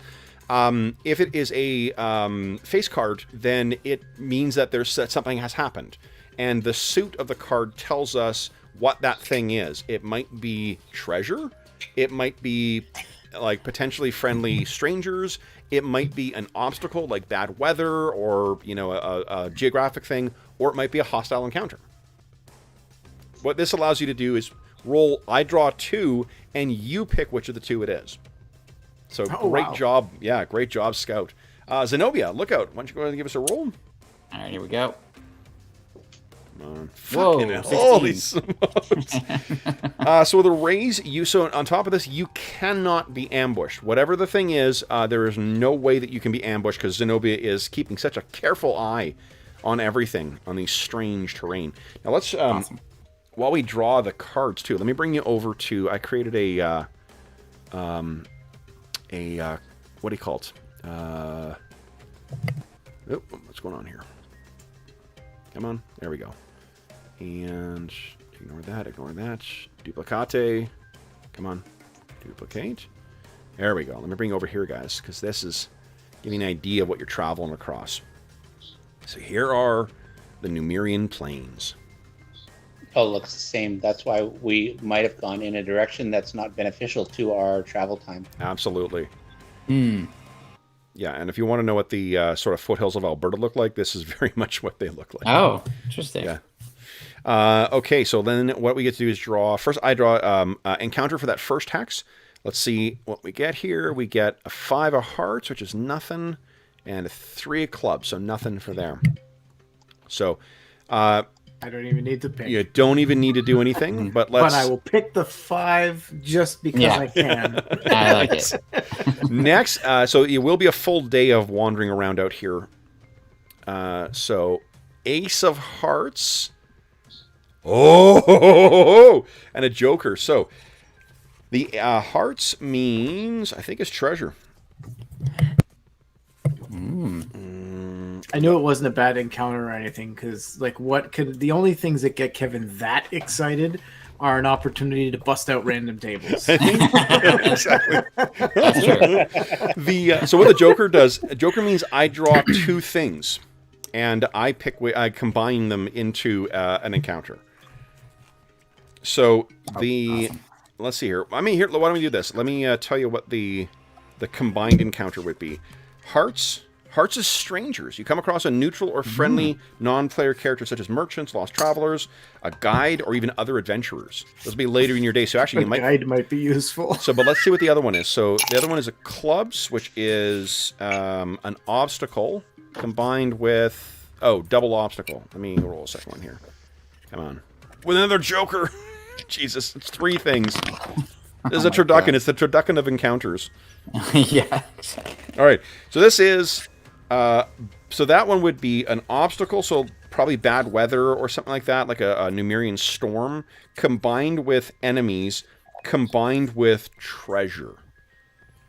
Wow. So, merchant is hunkering down from the storm while being harassed by bad guys. Yeah, I mean, you guys may avoid that storm altogether, because that one is a separate. You choose either to run into these, whatever the strangers would be, or you pick that turducken encounter of some kind of Numerian ruin over which, with bad weather coming in, that seems to have some adversaries sheltering in it. Sounds like a troll cave I used to know. I listened to Gautier last night too.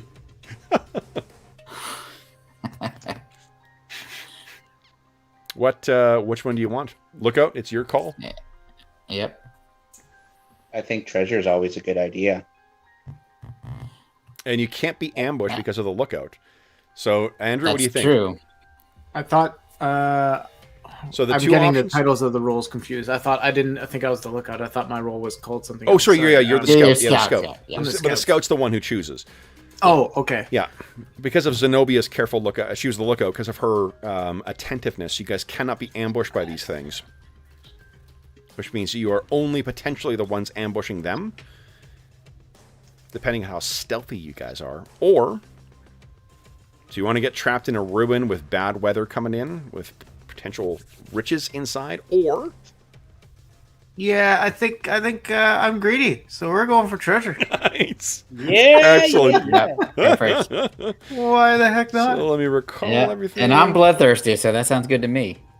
Yeah, so let's see what this is here then. So it's for sure going to be some kind of bizarre Numerian ruin.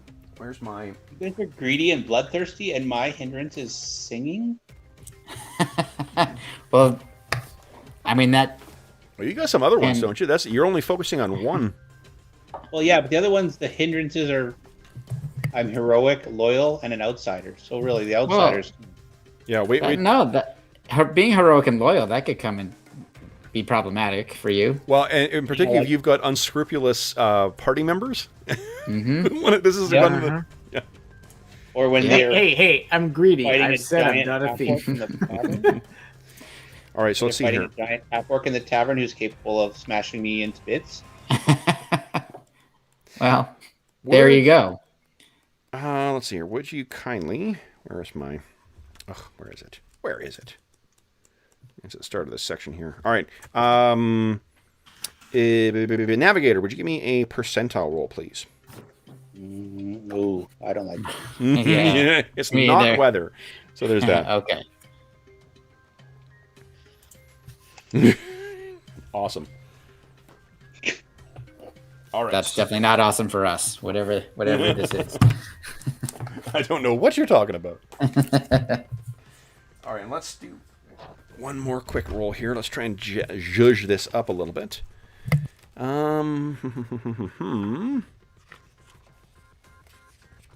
Let's see. Andrew, would you kindly... Okay there, Frank Fontaine. give us... That's the second, would you kindly, in as many minutes. I'm onto your game, sir. It's funny because you keep saying stuff as much. Like, you know how I always repeat stuff, the numbers out loud? It's because of dictation. Because I'm used to, like, when I dictate in the day job, I always say it out loud because when you get stuff back and you're like, why are there 61? Oh, it's 16. Uh-huh. Yeah. Mm-hmm.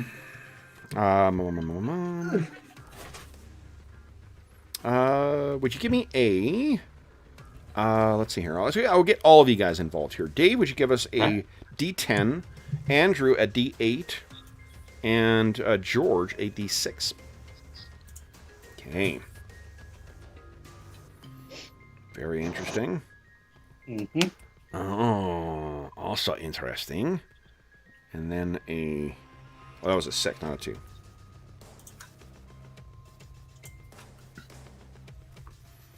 All right, so... and then 2... Oh, yeah. What you can see down in there... let's see here. Kruska's got the best stealth, so I'm going to guess that he reconnoitered this as well. What they seem to have uncovered is some kind of... it looks like it's just a small hill. But it has been... it has collapsed in one spot. And what you can see lurking around there are... And this was a big thank you to your random roll there. Where did I put him? And by the way, am I still fatigued at this point? Yes, you are. You're still hungover because it's the same day. Yeah. Okay, right. It's the same day, yeah. Yeah. I think one of your rolls, that notice roll, reduced it, if I'm not mistaken. Yeah, It did. Anyway. Yeah, it automatically does it, which is nice. Oh, that's cool. Yeah. The sheets in the add-in for Roll20 for this seems really cool. There's a whole lot of automation. Yeah, it did a great job. Makes it easy. Okay. So this is what you see lurking around there, guys, is So you gotta roll random. Ooh, 3 of these. Oh, man. But what you can see them pulling out, Krusk, is a big case of some kind. And it is made out of either sky metal or something else, like a sealed kind of like canister.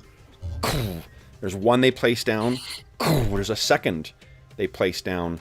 And one of them seems to be playing with some kind of Numerian device. And the way that the trolls are handling it, you don't know what it is yet. But the way they're handling it makes you think of some kind of weapon. So, All right. Krusk, Cool. we can picture you, scuttling along, crouched in this low, orange grass. You get back to where Mare and Zenobia are waiting, and you can see that what's coming in is a pretty vicious thunderstorm. Summer thunderstorms are pretty common in Numeria. The difficulty is that sometimes they come with bizarre reactions to either what's beneath the surface of Numeria or just strange magical effects or whatever. What do you tell them?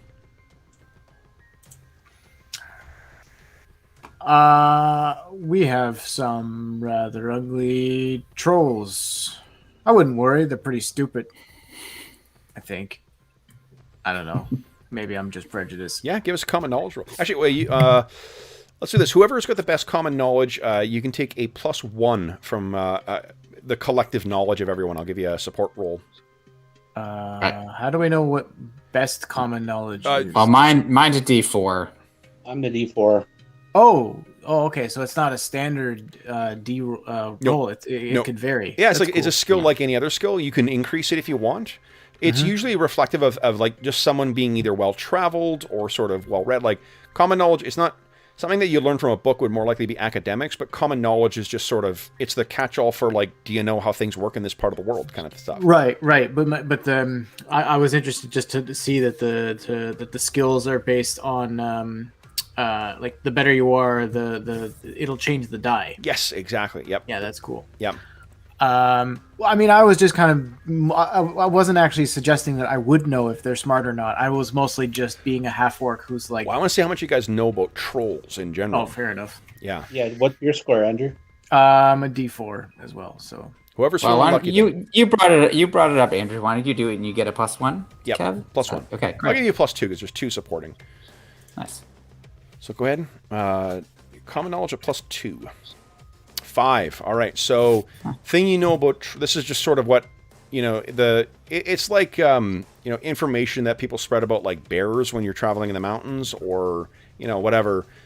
Common knowledge with trolls is that like these things will not go down without fire or acid. What about an inferno pistol? Only one way to find out. Exactly. We should shoot them with my pistol and see if they fall. Do you guys feel up to the task? Wait, haven't we already decided we're attacking these things? I think so. Okay. Just want to make sure. Okay. Just making sure you're in on board. Let's go. Let's quickly. Yeah, come on, tough guy. Before we call the session, I'll just mention one more thing too. Is that while you pick your trappings that go with each of your powers, so like Zenobia, the way you've been describing, we haven't seen what your smite looks like yet. We haven't seen what your bolt looks like yet.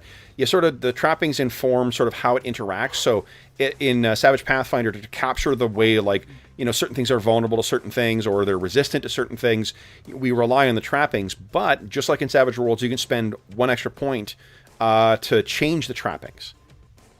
So if you normally have a nano shredding, bolt or whatever else, you can spend one extra power point to change the trapping on it and make it fire or acid or whatever.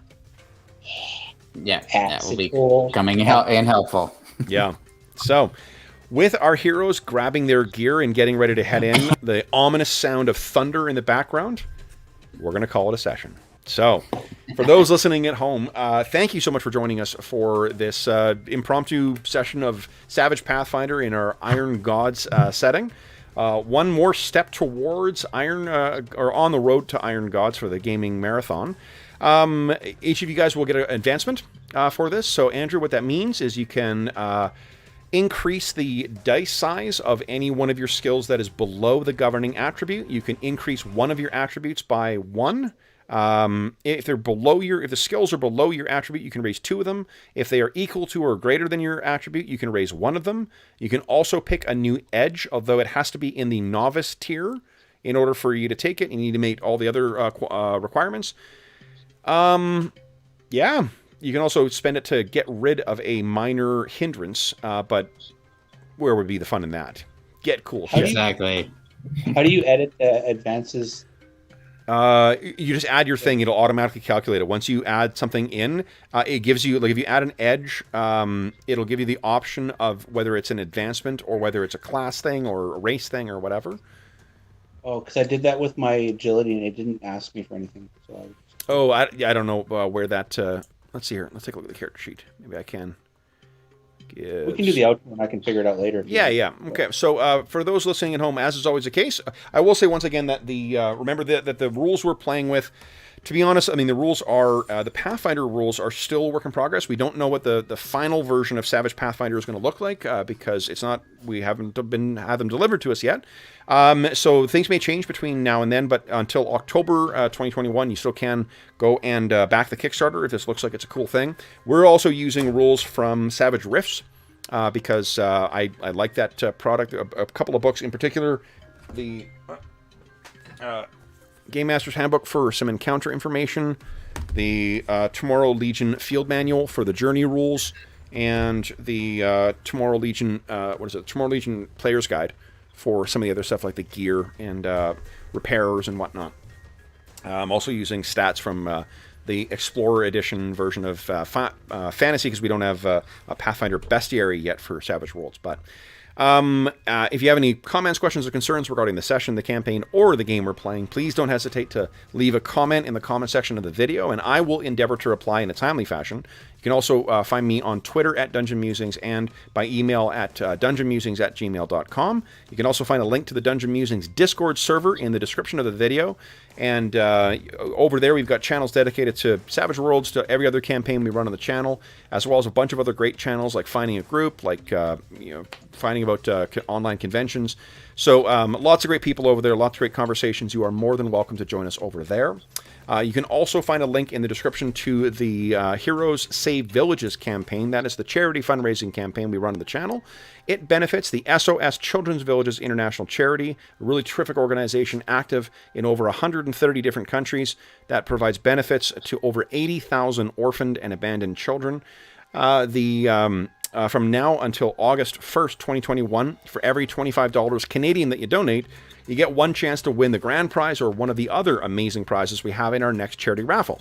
The grand prize is a copy of the Beadle and Grimm's Legendary Edition Curse of Strahd box set, a really incredible thing that has a whole adventure for Curse of Strahd, a crap ton of maps, a bunch of great handouts, extra encounters. It's really a gorgeous product. And if you don't win that, you still get a copy of, we have a copy coming from our friends at Beadle and Grimm of the Shadowy Silver Edition of the Van Richten's Guide to Ravenloft. So a very cool, the new product that's coming out for Ravenloft. They had some previews from Wizard of the Coast come out today on that, so it looks like a really neat setting book. If you don't win that, there's still a great chainmail dice bag from Dave, our resident armor smith. There's also a bunch of great stuff from our Dungeon Musings Redbubble shop, so t-shirts, posters, and stuff like that. In addition to that, you also get to vote on the games we play for our charity sessions. Savage Rifts is a result of that campaign we're playing again tomorrow is a result of one of the charity sessions that was selected. So right now you can vote between 4 different sci-fi games. You head on over to the Dungeon Musings Discord server once you've made a donation since April 1st, 2021, and you can cast your vote for which of those 4. And then the week before, you can also spend the money that you donated to help outfit our heroes, to get them ready for the challenges that I'll be throwing at them. All money that's donated goes directly to the SOS Children's Villages International. None of it goes to the channel. None of it goes to any other middleman. It all just goes to help out those kids. It gives you a chance to win some great gaming stuff and to have a say on what we play for our gaming charity sessions. Last thing I'll say is a huge thank you to our fantastic players. So Dave, Andrew, George, thank you so much for joining me back in Numeria, guys. I had a crap ton of fun. Thanks so much for jumping into the Iron Gods early. It was super fun. Awesome. So they don't have to say that either. I mean, otherwise I'd attack them with a Fang Dragon. I just got a text that said that I had... So, for those listening at home, thank you again for joining us. We hope you enjoyed our time meeting some new heroes in Numeria. As is always the case, if you are listening during the current crisis, we do hope this finds you healthy, safe, and weathering the current crisis as well as can be expected. We hope that we gave you a few hours to take your mind off of the troubles of our world and think about the troubles that our Numerian heroes get up to. And until we see you again, stay safe, stay healthy, and happy gaming.